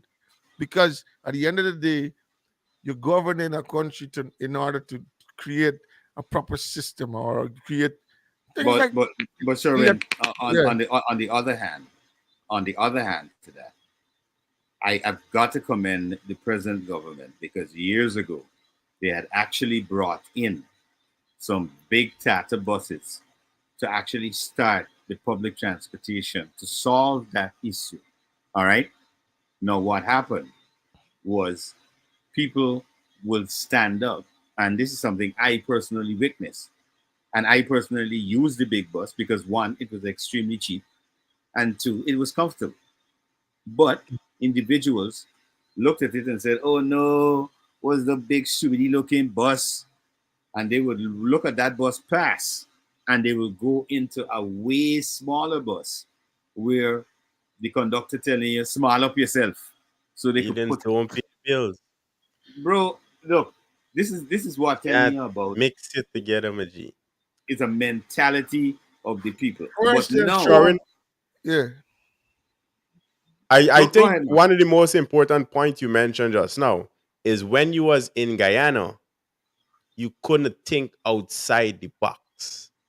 Now you gotta ask yourself, how much people in Guyana ever leave to go and experience anything outside the box?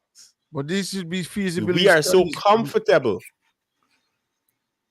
We're so comfortable. We haven't people in Letem haven't even reached Georgetown yet. Right? People in No, Georgetown haven't even seen the interior yet. but let me be the devil's advocate here, Martin. You telling me Mhm. that you have to leave from Guyana in order to have a broader perspective of a system to make something better for yourself at home? That's what you're No, saying? well, Let if me give there's let me give nobody you teaching you, because let remember, me give you a systematic tactics that I'm about to use. Right now, Mhm. we know we have 5 boroughs in New York. Mhm. Right, they realize that people hardly traveling on the train. So the money, they ain't making the money they used to make before. There's a lot of people that is doing a lot of free rides and whatever. But in any case, they figured out, okay, all right, cool. You know what we're gonna do? We can strike a congestion issue. So now you gotta pay to go in the city driving. $15 every time you touch, as soon as you touch a certain amount of time, place in the city, $15. Boom. You realize that, nah, I ain't doing this. No, for sure. When let me show you the biggest marketing trick that I saw in New York, and I laughed. And I said, look how nobody really picked this up, but this is a slick game. You know, when you talked about the transportation, you know what they did? At one point in time, they were doing it zone by zone by zone. For example, if you were going from Archer to where we were, right, in Queens, it was free. It was free on the bus. Yep.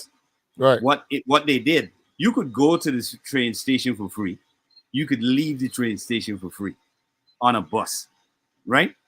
But when you go to pay on the train, you're paying.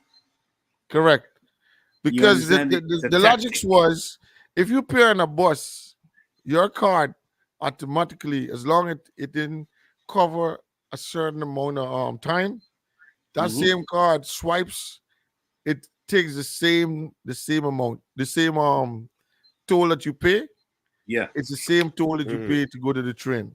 Yep. It covers both sides. Interesting. If you come off the train, you could go into the bus, and it covers.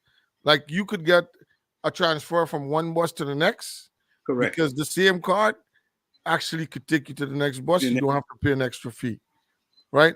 So now they realize that, okay, this thing kind of complicated since COVID and everybody fighting, everybody wanted, and they just jumping on the bus. We getting a lot of problem we don't want.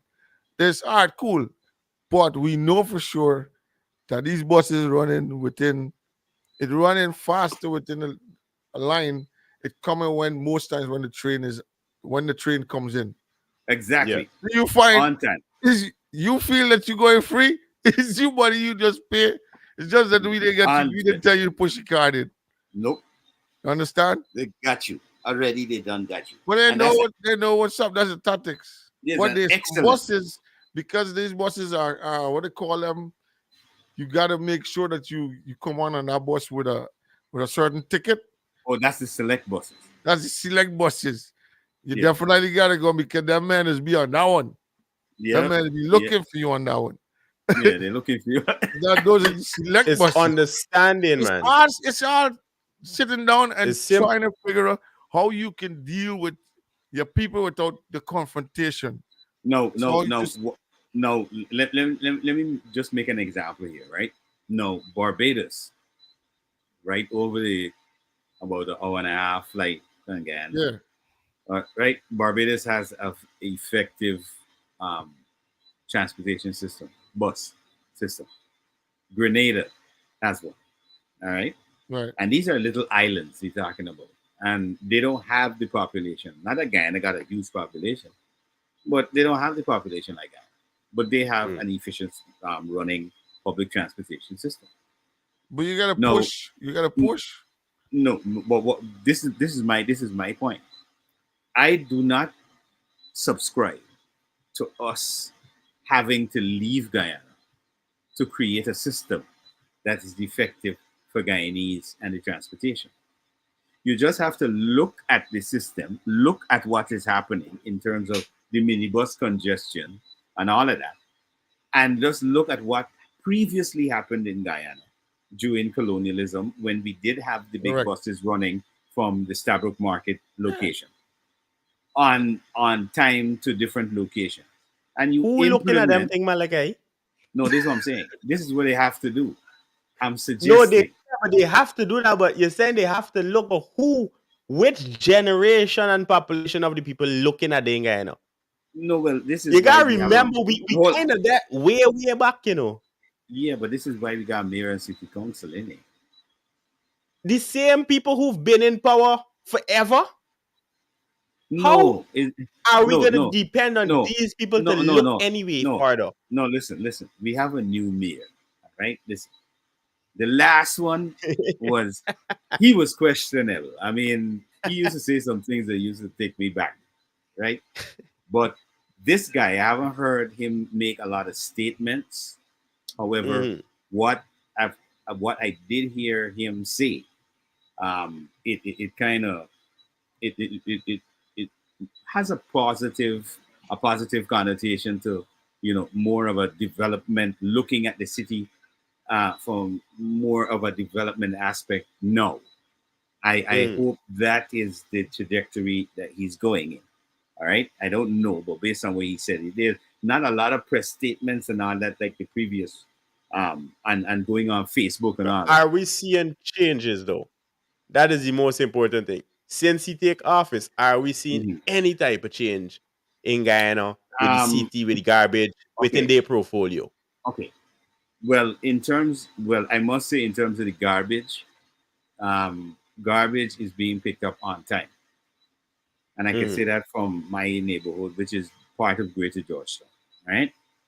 Um, when it comes to the vending issue, where the encroachment on the pavements and all that is happening, they really need to tighten up on that. I noticed in certain areas on Regent Street, they have either made agreements with the vendors that, listen, at a certain time you pack up and leave. So Mhm. let's say by 6:37 and you drive down Regent Street, that relative congestion of stalls and makeshift things that you see selling on the road and all that, those are all gone, right? Um, to me, they need to curtail a lot more of that and provide, if people are not willing to go into probably like vending arcades and stuff like that, because there are quite a few of them now that they established in the city for vending to happen. But what happens is that the vendors don't make use of them, because if you're not on the front, as people say, nobody is seeing you. So Mm. people refuse to go to the back. And this is stuff that you could readily walk around in Guyana and see for yourself. For example, Yeah. where we got off the other day when you were in Guyana Market, and the two of us went to Mhm. the interior and we came back. And we went to get some fruits in the market where we came off on that area, towards the Linden car park area. Yes. All right. You would notice, as you noticed, there was a set of vendors along that whole area in front of the bank. Right. Mhm. Now, they are supposed to be at the back, at the fire station side, on the right hand side in that whole area, but nobody is in there. That's a whole vending bazaar in there that's empty, because they Mm. refuse to go to the back there, because they say, oh well, people ain't coming off the road and go to the back there. But the whole idea of having those business places in there is for you to be able to attract people in there. That's the whole idea. Not for you to decide, okay, well, if people ain't see me, well, they ain't coming to buy nothing. Obviously, people know that's the vending fruit market. They have to go in there Yes, if they're they're going going to to get back. fruits. Mhm. Exactly. So you have to be able to present, or what we call display, your products in such an enticing way that people want to come in and buy the product. This is 'Cause where we lack the whole marketing, you know, that marketing aspect of the thing. Everything is a rub down, shove down. You put a crocus bag on the ground, you throw all the provisions on there, and you dash a cardboard pack in it that says $300 a pound, and that's it. This is how we operate. Let's be real. This is what we're talking about. We have to grow our mindset. You remember the other day, Martin, I was telling you, what about if they looked at Stabrook Market, refurbished the inside, kept the Mhm. old colonial Victorian architecture The on the look. outside, the look, made it air conditioned. All right. Only certain types of things can be inside of the market, because remember, you don't want it to smell foul. Yes. Right. Even if you have meats and fish inside, they have to be properly prepared, cleaned, and presented on ice. And in those areas, you have extractors to pull that kind of air out in those areas, It's like a right? proper market. Yeah. There's a proper market. Now, this is stuff that we really have. This is now this is where we have to zoom in on the mayor and city council. Where is their vision? Because just like the president was in New York and he was able to be all these buildings and stuff that in terms of infrastructure that he was showing to the Guyanese public, he was able to get 3D models and show you from where to where these roads will be running. They will be setting this, they will be building these bridges. All he was able to outline with a 3D model. You're telling me the mayor and city council couldn't outline a plan for the next couple of years and do a 3D model of if you're going to be voted in, Malachi, into a system, right? I believe you should come with all these things in hand already. Because how we voting in somebody and they hand empty, their brains empty, right? No, it just talks. You can't. Comes back to feelings. You have to feel something to say it, eh?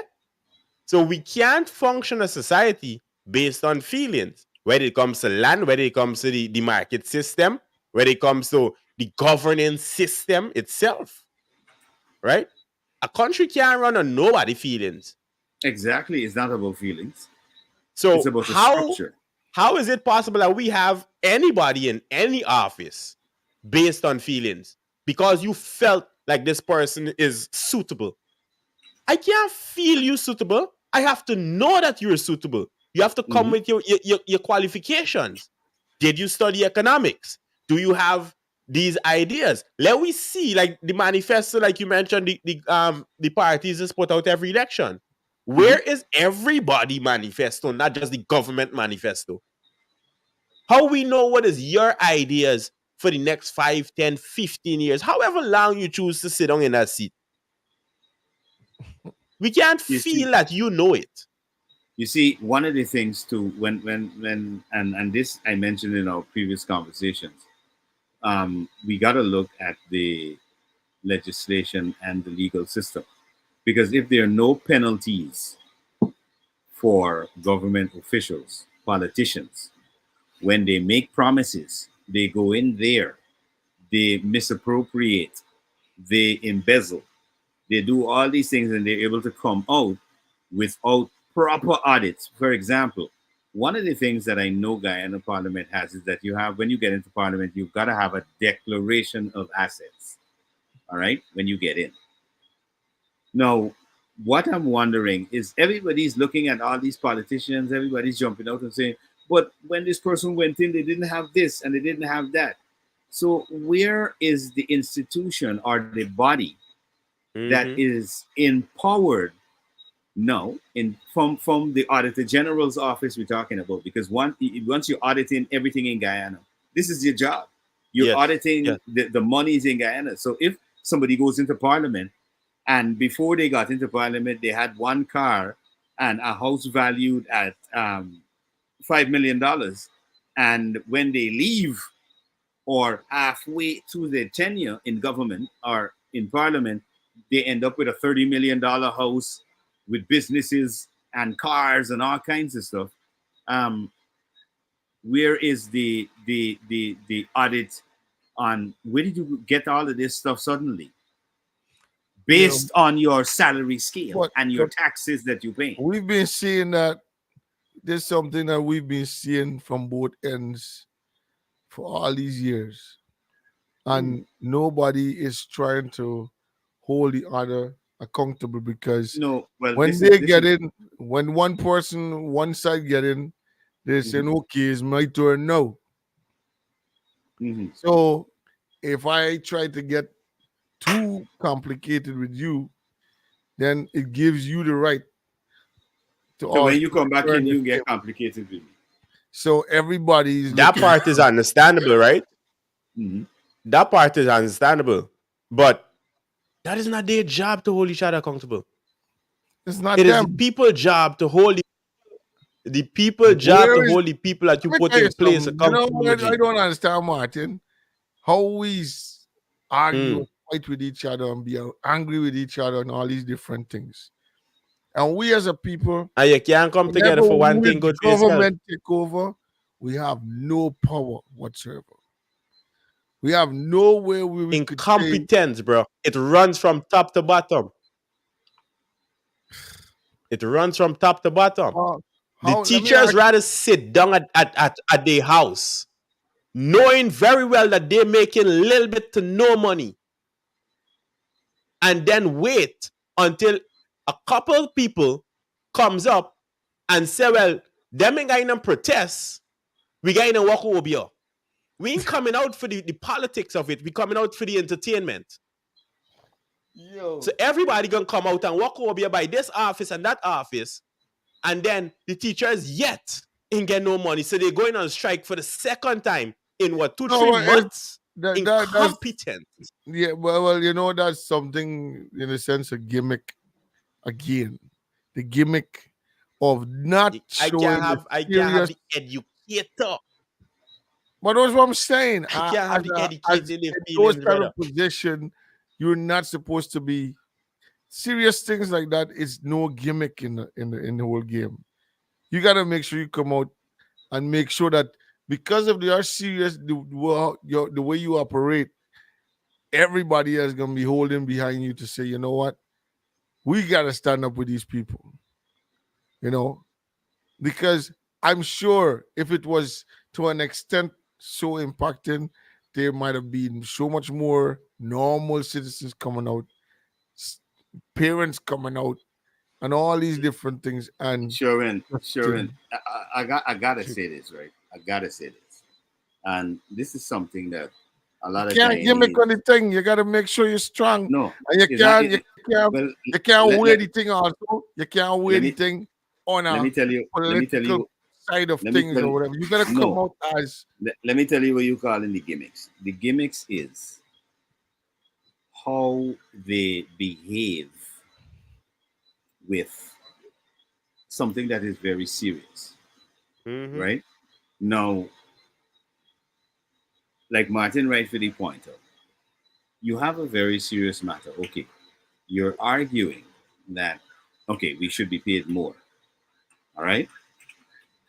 My thing is, if you are saying that you have a functioning educational system and you are putting in so much with the students, answer the question, why does Guyana have so many functional illiterates? What you mean functional? Did you mean Bro, this is straight up. Done This is stuffs straight up. running no, things, no. G. Hold Done stuffs in office. Who is functioning? Hold on. Let me explain to you what is a functional illiterate. All right. A functional illiterate is not somebody that can't read or write here. I understand. A It's functional somebody that illiterate. wants to make you feel that you supposed to be stupid enough to No, listen to them when they're ignorant. they are functioning in a position really that they're not supposed to be in that position. And very often we find that in Guyana because they are what we call functional illiterates. This is why we have this thing in Guyana where people is holler and tell me if I'm wrong. Oh, he been there long, man. He entitled to a promotion. Where in the world Promote are the you? home. You are entitled to a promotion based on how long you have been in one particular position. Exactly. Where? Because I know if you've been in a company, the objective is to get promoted in that company over a period of time, not to Mhm. remain in that one position forever. Ever. Okay? So, I mean, this is where, again, is a mindset thing. And this is something that we know as Guyanese is a fact. You hear it every day. And if you, again, my question to the teachers, and this is not a knock at any teacher, but this is just this is cause and reaction, action Mhm. and reaction. All right. If based on what the claims are by the leadership or the leadership of the union, that so much is being done in education for the students, because remember, the end result is what shows your input, is the end result. All right. So based on the end result, if we have so many functional illiterates, explain to me, right? Because we know this, I know this is a fact. I know as a fact. I know young ladies who went to the University of Guyana and come out of the university with degree. And the only degree they know about is the under the table degree. All right? And this is facts. I know this. And if somebody wants to say, well, let's take it to court or whatever, yeah, let's do that. I know that. That's a fact. People I know have told me, well, that one there, oh, they didn't do that. They didn't even do, they don't know the subject matter. And I know. Have you noticed every minister that goes into office suddenly graduates from a college or a university that doesn't exist in Guyana, but they're in office every single day, campaigning every single day, but never attend the university that they're signed up for in the UK, in Canada, in Jamaica, in America? No, well, this is why. You remember when we had that show when we were talking about Batty Lions versus the actual word Banty Lions, right? And this was actually said in Parliament, right? A minister who, I know, I mean, not particularly liked, you understand, by yours truly. I mean, that's straight up, you know what I mean? Went in Parliament and said Batty Lions instead of Banty Lions. Listen, I don't mind you trying to. I like when people are trying to be great orators in the use of language, but you've got to stay in your lane. in layman terms, you know, you've got to stay in your lane. Because trying to go with terminologies that obviously individuals in Guyana ain't familiar with, as though you're in the English Parliament, it makes sense in my books. In my books, it makes no sense. This is why I respect certain people from back in the day. Like I respect people like Chetty Jagan and his speeches to the Guyanese people. I respect speeches made by the one of these previous ministers as well. Used to give some really inspiring speeches. I respect this guy from the PNC who was the finance minister, a very short guy. I'm forgetting his name. I'm going to remember it Greenwich? just now. Yes, Carl Greenwich. I respect Carl Greenwich for his knowledge, all right, and his ability to be an excellent diplomat. And this is one of the things that, you know, I mean, I think a lot of people overlook. I mean, we talk about, in Guyana, we talk about Sridhar Ramphal being a great diplomat for Guyana and stuff. But we really got to look at other people who are still around. And that guy is still around. Carl Greenwich, I think, has proven over time because he has been able, and this is what I call an excellent diplomat, Sherwin and Martin. Somebody who, and let me use layman terms now, because I don't want people to get lost with my perspective. When you're slick, like Isle, you're a diplomat. You ever tell you, when you're slick, like Isle, when you could slip from one side to the next side and back, and you have cordial relationships with everybody, you are a diplomat. Is a boss. You is a boss. You understand? And this is why I respect Carl Greenwich. Carl Greenwich is able to slip across and work alongside the government based on his what? Knowledge. Knowledge. But and this is why I realized that this government is I don't know if it is a strategy. I don't know if it's a strategy. It's a strategy. But what I'm saying, they are very open to anyone they know that has knowledge. Quickly, they would say, "Yo, yeah, come on, I want you to come on board." Wop. That's how you're supposed to be. No, this is knowledge in a certain area, a certain sector. You So gotta now, be connected. No, you gotta be connected politically. But I don't know what's the long term. But at least in the whole sense, they're trying. Because I think there's a lot of things that they want to be in that kind of a line to make sure they connect the nuts from someone that has that knowledge. They connect those nuts that they're supposed to connect correctly. So they're trying to make sure, okay, yeah, he's the boss, but still, I want to make sure I get I, this I, I, knowledge. I, I'll tell you what it is to me, Sherwin, and this is how I basically see it. It's a game of chess. Mm-hmm. If That's what if I'm I am saying. if I'm in a game and I have an opponent over that side, and they seem to be quite an opponent, we've been jostling for a while.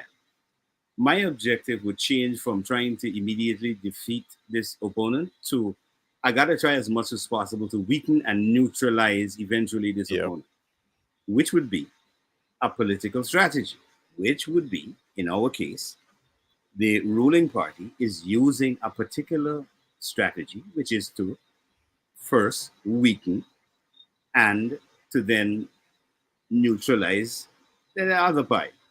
And it's happening because what they have done immediately, and you can see this, and this is being happening over time, they have reached out to certain people That's the in the problem. opposition Yeah, and offer them to work with them. I'll come and take this job. You will correct. be working alongside this person. All right. And they are, for example, if you even go back like maybe a couple of weeks ago when there was this issue with Figueroa and the president shaking the president's hand, and there was a big uproar from the opposition leader about that and da da da. And the PPP did a very slick, like I tell you, this is where you have to strategize, a very slick move, right? They decided, okay, hey, why are you beating up this guy about shaking the president's hand? I mean, listen, this guy has a lot to offer. He's a youth. Maybe if he's thinking about coming over, hey, you're welcome over this side here, bro, because we're looking for people who have, that Like drive. you. All right, which really it is. I mean, and this is in no way to knock at the present government, but it's a political strategy to neutralize your opponent, and it's a strategy. It's out there. It's not like rocket science. We're not square rooting two, Well, and then that man ain't scared or they're not too shy. That man bold enough to say, listen, is either yes or no. I mean, I throw it out and there and let's see what's going to happen because at the end of the day, I mean, we want to make sure that we find, like you said, I never thought in the direction. I mean, you already, but on the next side, they're mm, more in a personal kind of a vendetta. Like, yo, bro, I don't want nothing to do with extra. No, no, no. You no, this is where they fail the people. gotta This is be what I'm more saying. strategic to certain They- things. this is where they fail the people. This is where So, the ruling party takes advantage of strategizing, and this is where strategizing is important. And you mhm. can't strategize by using race. Race is not a strategy. Especially in All right, Guyana. in Guyana it can't work. A strategy is you got to look at it, a simple thing to look at if you really want to create a stir in Guyana is how are we addressing the issue of um, the world economy is changing, inflation is high, and we're not talking about just in Guyana, we're talking about in the world. But what is the government doing to mitigate that, not in terms of taxes, but in terms of price control? Hmm. Mm-hmm. All right. Where is the other? Remember, we said this on our program the other day, Martin. We noticed it because after we started talking about the price control, we even mentioned the speedboats because we were on them when we went into the interior and they were varying prices on them. And then I noticed a PSI came out on radio after we spoke about it on our radio program. All right. That says, that outlined the prices to go to different areas when you get to the Perica Stele. Mm-hmm. All right. Then that came up. That should not have been something that you then do because the boat operators were raising prices arbitrarily. That's not something you should have done then. What you Yeah. should have done, you should have had a mechanism in place that says this is the fare, and if you were balancing the fare reduction based on the fact that they're getting a reduction in their taxes on the fuel, which the government said they were doing, why would they have a need to raise the price? Yeah. Because you're being subsidized through the fuel. So because the prices are being kept stable, and this is one of the things that Guyanese don't understand. If you look at the price in Guyana versus the price in New York for gas, you're gonna jump. You understand? Because although it's $3 and something, when you do the comparison in Guyana, you're paying way less in Guyana for it. Mm-hmm. I'm telling you this, and this is a fact. You can do this on your own and do the comparison. So I we will we take we are not understanding the the equation, and the government really needs to look at the area of price control board, and we're talking across the board, not in terms of just transportation and the prices on the minibuses and the taxis, because this is one of the things we spoke about as well on the show. And we brought it up because a lady posted it on social media where she was abused in a taxi from Woodlands to Medical Arts. Hmm. And anybody who's Guyanese know the distance between Woodlands and Medical Arts. You can't tell nobody no $2,000. Don't make sense. You understand? That don't make sense. You know what I mean? You telling me $2,000 maybe to the bridge, to the Harbor Bridge from Georgetown, but you can't tell me $2,000 from two or three corners, 2 blocks, 3 blocks away, and you're telling me $2,000. And this is some of the what is price gouging kind of things that happen, because what they feel is that once somebody looks a certain way, oh, they must be come back from foreign, so they got it like the $2,000. You know, so you've got to regularize a lot of it. You can't, although somebody might say, okay, I got my own private taxi. Okay, no problem. You got your own private taxi. But you have to set up a mechanism where if you say this is the price and they go beyond that price and somebody reports that, you lose a point off your license immediately. And you got like 10 on there. So They got if a you point make, system in Guyana. no, they don't. And this is what we're talking about Yeah. regularizing certain things. They You don't have a have to point system. put point systems on these things. For example, you got 10 points on your driver's license. You get caught in traffic infractions, you're taking points off. You, for example, you drive in taxi and you abuse a customer, you overcharge, and a report is made and it's investigated, you're found guilty, a point comes off, or 2 points, based on the level of the infraction. Sooner or later, you realize, oops, you lose 10 points, you no longer can drive. You get your first probationary period, you get 6 months, no driving for you after you lose your 10 points. When you get it back, you only get it back with 1 point. Yeah. Any infraction after then, it's gone for good. Because you got to drive clean for a certain amount of time to get it Exactly. cleared off. So we have to implement stuff that can keep these people in check. Because, for example, the other day it had what? Yesterday, Yeah. 5 people. A matter of fact, last night, like I'm saying yesterday. Yesterday into today, 5 people died on the Linden Suzdijk Highway Head in on, bro. a head-on collision. Head on collusion. Now, how fast were they going? Because a vehicle, the manual tells you there's at a certain speed, and you apply the brakes, it can travel for a certain amount of feet before it stops. Yep. How fast were they going so they didn't see each other coming head on, so you could match brakes? I ain't saying that is what happened, because drivers fall asleep. Because based on what we were hearing, if you come from Kokwani to Linden and decide to drive to Tongue, you have to leave Kokwani like 2-3 o'clock in the morning, 2:30 in Well, the we morning. we Get came to Linden. from we came from the same place a while ago, Yeah. Malachi, and we know the Yeah. distance We know the directly. So directly. coming, you gotta look at a lot of things coming off of them dirt road, right? because all the road ain't good coming down from Kokwani side. It's not Nope. nice and tar up. So coming Nope. off of the system, heading into Linden Mhm. is already a journey. And right? then exiting Linden too.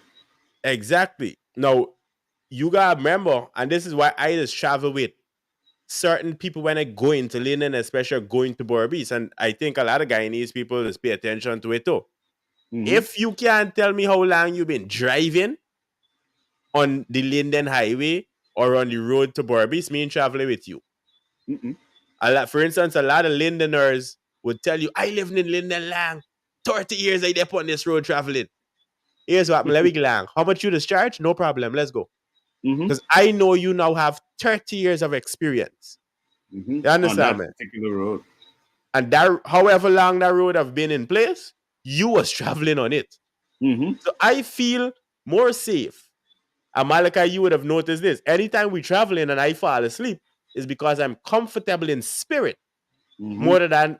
more than I am in flesh, right? Because if I feel in my spirit, yeah, you focusing, I can take me time and go to sleep. I can be relaxed and everything. But if I know Yes. that you ain't paying attention, I the opposite, like me, you driving together, and I Mhm. watching the road and I looking at you to see if you making any mistake, because I know if you make any mistake, because of my little tactical skills, even though I don't drive, I Mhm. could then hop in.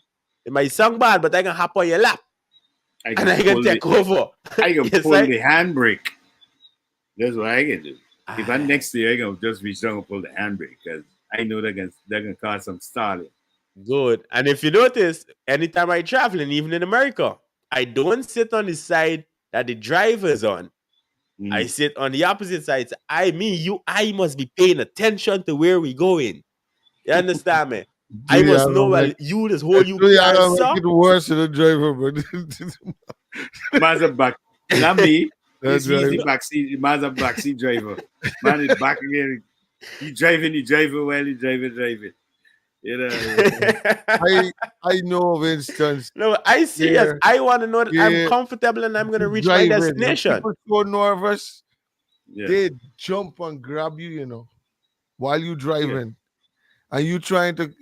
At least a driver's supposed to be more in a sense of calmness Mm. and not feel as though this person gonna be, hey, what you doing? Get up. That could show everything off. Mm-hmm. You know what I mean? Well, Some bro, people, I want them though. you know, that's when serious. Some people when run he and grab the steering wheel. Like, no. when he And said that that, all right? that go off. There's a fact. You see what Sherwin saying there about people That panicking to thing, that that thing degree, caused a lot of accidents, a lot of accidents. bro. Well, let me give you the worst scenario you will. My experience, right? Worst scenario. It's not on the ground.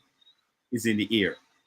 Mhm. So I'm going from Suriname to Manaus. Let's the understatement of the year is that it's a small plane because Cessna. it right exactly. It's like one of them. It just be below the dash 8, just smaller than the dash 8. Mm. And we head into Manaus. Bro, we're going good skies, everything nice. Then the pilot says, ladies and gentlemen, we may be facing some turbulence. Now, this is the thing I don't like. This is the thing I don't like about traveling with certain planes and certain pilots. Because pilots is really make the thing sound nice and comfortable, right? We hear the laugh. The man says, we can be facing some turbulence, right? So I'm expecting the plane might be rattling, might blah blah blah blah, and that's the turbulence, bro. We hit what I later understood was like what is called like vacuums, right? Mm. And it's not a big airline, so because it's small, it's gonna fall Yeah. into the vacuum Fuck and you. come back up, bro. I'm telling you. You see, the first time this plane did drop.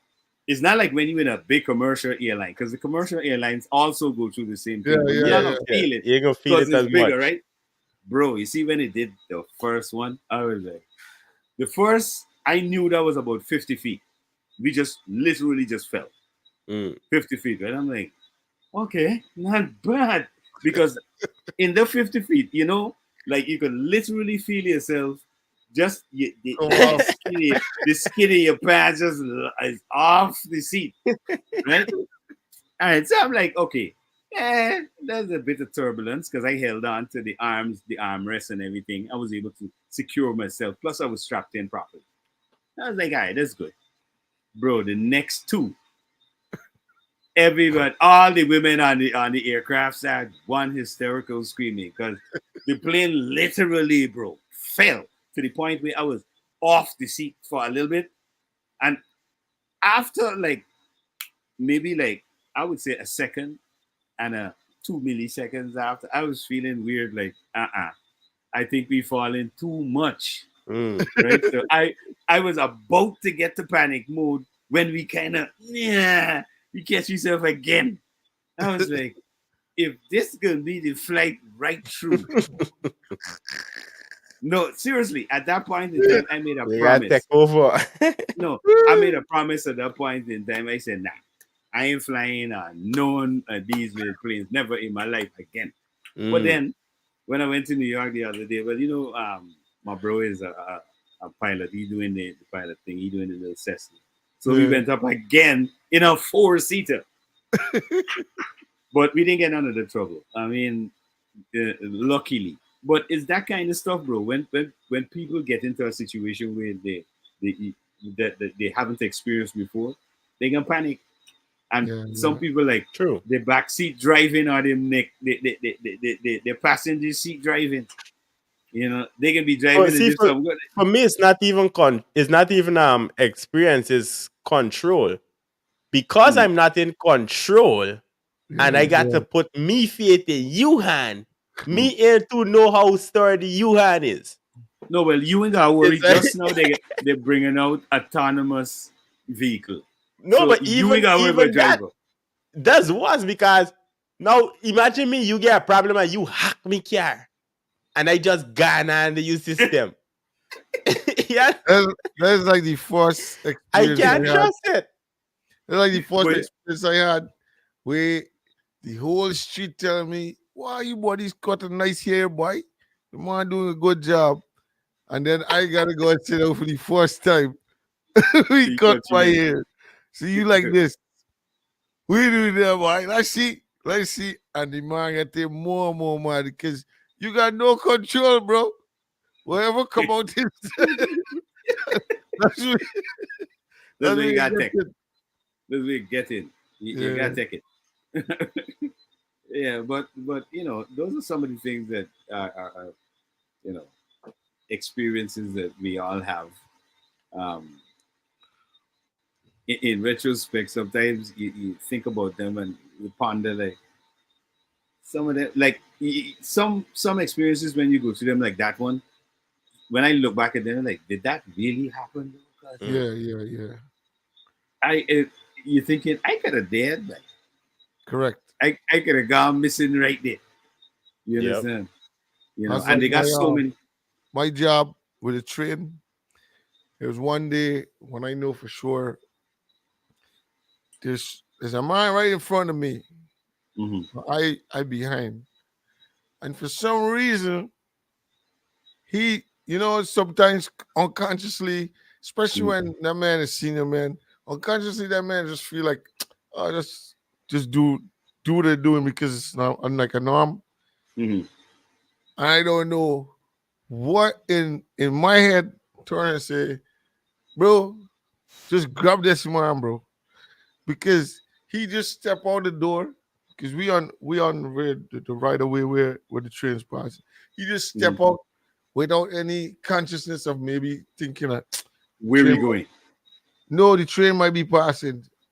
Mm. And in my own mode, it's like I ain't hear nothing, I ain't feel nothing, but in some kind of conscious, subconscious mind, something say, bro, this man gonna walk straight out and bam, I just grabbed Into it. the train. He's like, how you do that? I said, and then he's still arguing, No, Mhm. I wasn't gonna. I said, bro, but it's She just, was going. it's just yeah, it's that kind of reaction all the time because these things happen all the time, bro. These experiences is like life and death. Like, yo, for real, that just happened. You Yeah, know what I yeah, mean? yeah, yeah, yeah. But some people I know put themselves in jeopardy. Like I see a Rasta man do a thing a day. I was like, Rasta man, you really desperate for a number because yeah, seriously, he on one side of the platform, and I talking about we down Halsey, right? Yeah. This guy look across, see the girl. Hey, I want to holler at you. She says, okay, well, come holler at me. Instead, he go around and down the steps and up. You know, I just decide Over. I ain't even worrying. You know, I do over the train. There, the train lines come, pop, pop, jump up. Next platform, collect a number, see the train coming, and run back the same way. I was like, yeah, my bro. Yeah. You're good. You're good. You're good. You're We're good. back to catch the train. You might run back on the other side on the train line to go catch the other train coming on the other line. I was like, Yo. you dying for a number? I'm telling you, man. You know, it's crazy, bro. It's crazy. It's crazy. It's crazy. But we had an interesting conversation tonight, where politics meets entertainment. Mhm. I think I think before we wrap up tonight's conversation, I gotta emphasize this whole meeting of political commentators or political players with social media. Yeah, Um, this thing is that killing Timor. is a crazy thing happening in Guyana. It's killing G. Um, I haven't seen, for example, Mayor Motley on the marketplace. I don't know. I could be wrong, but I know Market Vendor is one of the big Bajan bloggers or whatever from Barbados. I Mm. haven't seen Mayor Motley on his show or on his live. Um, so I haven't seen, for example, the Prime Minister of Trinidad and Tobago on some famous TikTokers live from Trinidad. I mean, That is the thing, right, Malachi? Unless you're campaigning, you don't belong there, no, right? I'm not even If you're campaigning. campaigning, like now we know elections coming up. I would expect to see the persons in charge, President Ali and the opposition, whoever that is, that they on all the radio stations, Yeah, I they expect hitting all the ads. different blogs, Yeah, I that right. is I in expect ads. line with them. Yeah, I expect ads. I expect testimonials. I expect that kind of stuff. Yeah, Correct. I don't expect to see the president of the corporate of Republic of Guyana sitting down with a social media person. No, of course not. You see, there's a difference whereby we have an actual legit platform, right? I think the lowest that the any politician should go, and I don't want to put critics as the lowest, but space wise, I think there's where you should be, right? Because every other media house would have been existing for a couple years, right? So they kind of have little um they following and everything behind them. But for the Mhm. newcomers, I think critics is the last stop. Yeah, After you hit every other radio station, you hit but critics and but round in all your people, and that's it. but Anyway, beyond why that, don't make sense. why why don't we see, for example, radio stations collectively? This is across the board, having interviews with ministers where But persons in who, the Malachi, audience. who interviewing them people? You remember, it's already people on radio is untrained.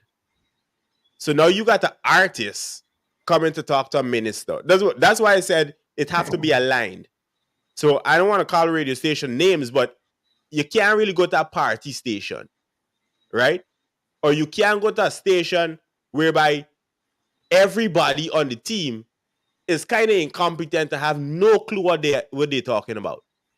You're gonna be wasting your time. Because So they can't ask questions that will that can actually stimulate real conversations. That's exactly, the issue. You understand? And like you rightfully pointed out, we don't have very many trained um, personalities on radio. We correct. I have remember we have that comes from overtime experience, right? Just like I went to school and I trained. We don't have anybody else going to school and training really and truly. Or if they have, it's not much. Anybody coming out to the University of Guyana, you got to question that communications degree. Well, let me tell you one of the things that myself and Malcolm Ferreira at one point had tried to implement in Guyana. We had set up a program which was called Kids Vibes, which we attempted to, based on how we were trained, how I was trained really. I was able to remember that and to prepare a module, a structure, where we would take children from primary school that were good at reading, but not only good at reading, but being able to project with their voice. In other words, to act with their voices, right? Those are the ones after auditions that we will then take and formally train in, let's say, news presentation, in program presentation, that kind of thing. All right. So that you groom them from a very early age so that you can get them into that personality type that they will then develop based on the guidance. All right. In terms of the format for radio. So they don't have internship no more? They really, what we do in Guyana, and I don't know call if they ever had internship. internship. No, what they work call study. what they, right. This is what I was gonna say. Call it work What studies. they call it work study. But what happens with work study that I notice, because I've seen people come, I've done work study as a, you know, being in a private business and at the National Communications Network. And the difference is, at the private business, I was teaching some students from UG voiceover and editing. All right.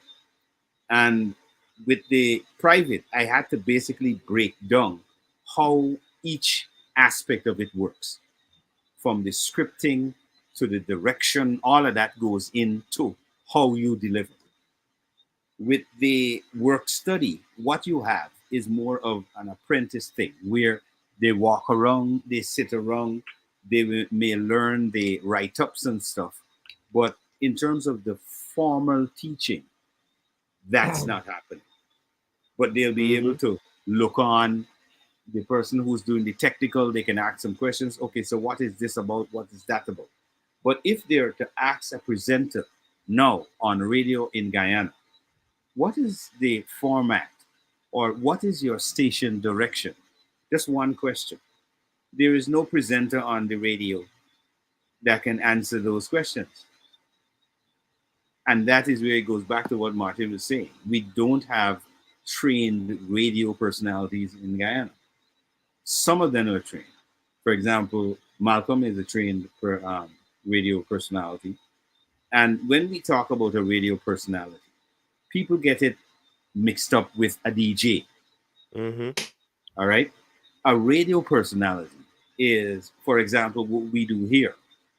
This is not a music program where it's part conversation and part music. All right. That's for the radio program in the morning. All right. What we do here is a conversation, which is real radio, because radio is about edifying the population or bringing things to the fore that people in the population would really love to have highlighted. This is what radio is all about. We in Guyana have basically lost the essence of radio and believe that radio is really about a dance. Now, one of the funniest things that I mentioned to people on about radio in Guyana, I said this: if you look at HJ, for example, Hits and Jams has carved out a niche for themselves in the radio spectrum in Guyana by creating a party on radio. That's what it is. I call it the party station. As a matter of fact, I was the one who came up with that particular connotation. HJ is the party station of Guyana. All right? That is a given. Okay, that's a niche. That's already taken. You can't go into that niche as another station. What you have to do is to look at this spectrum and say, okay, what is nobody doing on the radio that I can bring? A new thing.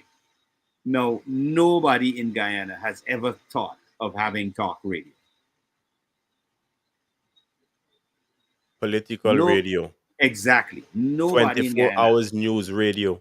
News radio. There's so much There in is that so little much market that you could in terms of capitalize on. that you could do, and you got several. We have so many radio stations, and all of them want to be like one radio station because they can, because they lack the vision. One, they lack the formal direction. Two, and three, they are not willing to take the risk to go out the box. That everybody doing the same thing, come out of the box of that format where everybody trying to be follow the party station, which is already established as the party station. Plus, keep in mind, you could break down your radio station into genres also. Gospel, hip hop, hits and jams is already the party. So that is a collective of different genres. But how much genres is actually party music?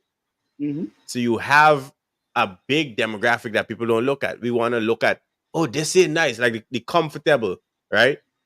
Thinking outside of the box. We don't want to think outside of the box because this work for demand is going to work for we too.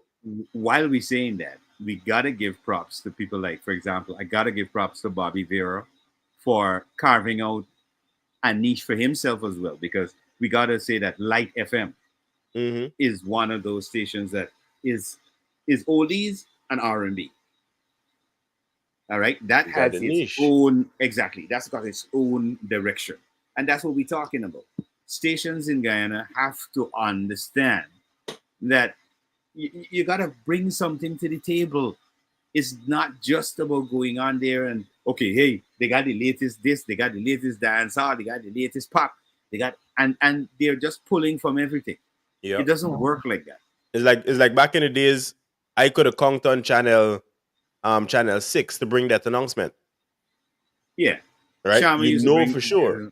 If your family dead, you can find that information across Guyana on channel 6 once you could catch your channel. Channel 9 too. Well, all right channel then. 9, same thing. For currently NCN, I think it's channel 11, right? Yep. We know we could find Good Morning Guyana on there. But after Guyana Good Morning Today. Guyana, the Guyana Today show. Yeah. Sorry. Guyana Today show. Right? We could find that on there. But after that, what else do we have? When do we find the traffic? When do we find the news? You understand, man? When do we find the politics stop? Elections about to happen. No. Well, the funny thing about it, Martin, that you mentioned that, when I heard about the eyes in the skies, I was very excited because I was like, okay, this sounds as though, based on the fact that we have this bumper-to-bumper traffic issue in Guyana presently, they're going to be looking. No, exactly. I thought they were going to look at the issue and say, guys, let's take some of that information, because if you got eyes in the skies, you're going to be able to monitor traffic using which road. Yep. And you can then relay that information in real time to your headquarters, who would then call into the station in a specific time slot where you have program time, and you come into the station and you say, today's road, or let's call it the road report. All right. Today's road report, if you're coming in from Mandela Avenue from Vicinjon Road, there is tight traffic. It looks like it's going to be tight from around 8 to 8:30. So if you're coming into that vicinity, you can use Hatfield Street. I'm thinking in that perspective, I get it smart. You better off finding that information on somebody's social media while they cussing out somebody else. Well, I mean, I know a simple. If you go to Trinidad, they got that going on the radio. If you go to Barbados, that is something I knew used to go on the radio. In most developed places, they have a system. It's a simple system. Well, we're talking about islands here, bro. Because I know in the morning report, they used to tell you what was going on the Spring Garden Highway in Barbados. Whether it was bumper to bumper, if you needed to go around, go around. If you're coming out from Black Rock or Christchurch or St. Michael's, wherever you're coming from, they had directions of how you could ease the traffic, relieve yourself from the stress. Yes. So we we're only here as people who can provide thought, ideas, things that we think that, our population, our government, the opposition should be looking at to develop our country, Guyana, instead of the constant acrimony and Facebook back and forth and the use of people who we know shouldn't even be used because is trash going on. We need to have formal things done. And in order to have that formality, we can give you all some ideas because we know that we're lacking brains. We know we're lacking brains. So we can be here every Tuesday, every now and again when we deal with the issue of politics and entertainment.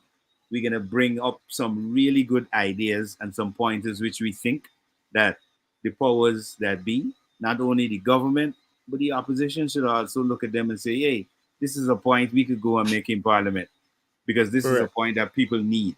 This is what makes living in Guyana an easier thing. You need price control. You need to be able to give people information in real time and not days after. This is, and people don't even realize this is why the critic is a sensation. Yep. The ability to bring the information to you in real time. Because everybody know in America is on demand. You can't tell them, well, bye, you gotta watch this. No, it's on demand. And this is what people don't understand. If something is happening now, people want to see this thing now. Yes. They want to see it tomorrow. Because by then the attention span based on what is happening in the world with social media is not. If you get people for an hour or half an hour, 15 minutes, 5 minutes is a lot. So you have to be able to deliver quickly. That's the whole idea. And then also deliver credible information. Well, as we've seen, questionable stuff, questionable reports, questionable interviews. And I know it don't make sense. People asking officials questions that a kindergarten could have came up with. There's no merit to it. So all in all, on my closing, we need to do better, right? As a people, we need to do better for ourselves. As I was saying, yeah, be greedy. I use your sense. Be greedy for you and selfish for you. And because you're that, everybody's gonna benefit automatically. It's a domino effect. Even as you greedy, you can't stop nobody from gaining because another man gonna take your idea anyway. You understand me? But be good to yourself. And once you're good to yourself, you're allowing that environment that everybody else is able to breathe. Because if I see you good, I want to be good too. It's a moral thing. Sherwin? Yeah. Well, I just want to make sure I continue to encourage everyone out there that, there's so many things that can be done. And like the leaders could come up with many things and could try to adapt with many things, but people got to be more open-minded to say, you know what, the faster I adapt to what is going on, it's gonna be easier for me, one, and also it's gonna make me more comfortable. Because when you resist, a lot of times it puts you in a position of depression, or you are actually getting into a place of discomfort. Yeah, and man.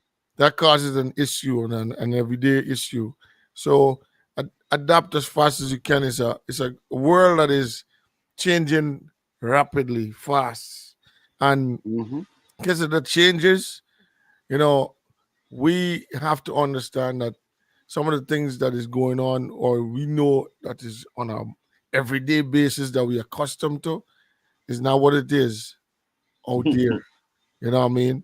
And with all this crazy AI and all these crazy things, if we continue to try to say, oh, we ain't happy, we can be left behind about 5 times to what it really is. You know what I mean? So because now we got money, now we got money instead of doing what we do with rowing.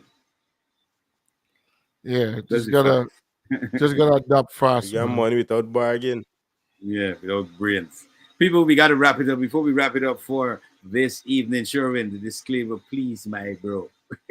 Yeah, once again, the disclaimer, we say The views, information, or opinions expressed during this program is solely those of the host, guests, and callers involved in the program, and do not necessarily represent views of Majestic Music Radio, its management, other hosts, or advertisers.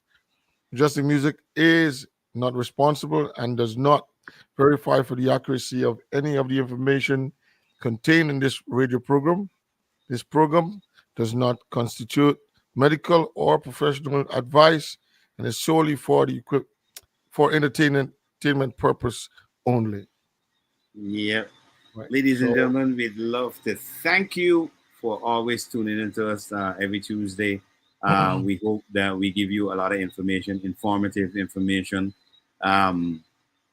thought-provoking information as well, where you can think about, what's your part? What could you contribute to your country, whether it is wherever you're from, wherever you're listening to us from or stuff. How do you contribute to your country? Because this is how we contribute to our country, by stimulating ideas, by advocating for certain things to happen and for things to move forward in a upward trajectory. That's what we want. But we're thankful to all of you for tuning into us this evening, and tune into us next Tuesday. Make sure tomorrow from 8 to 11 on Majestic Music Radio. Make sure you check us out. Myself and Martin Al-Amin will be on with the Rush Hour. Download the app as well, and stay glued to Majestic.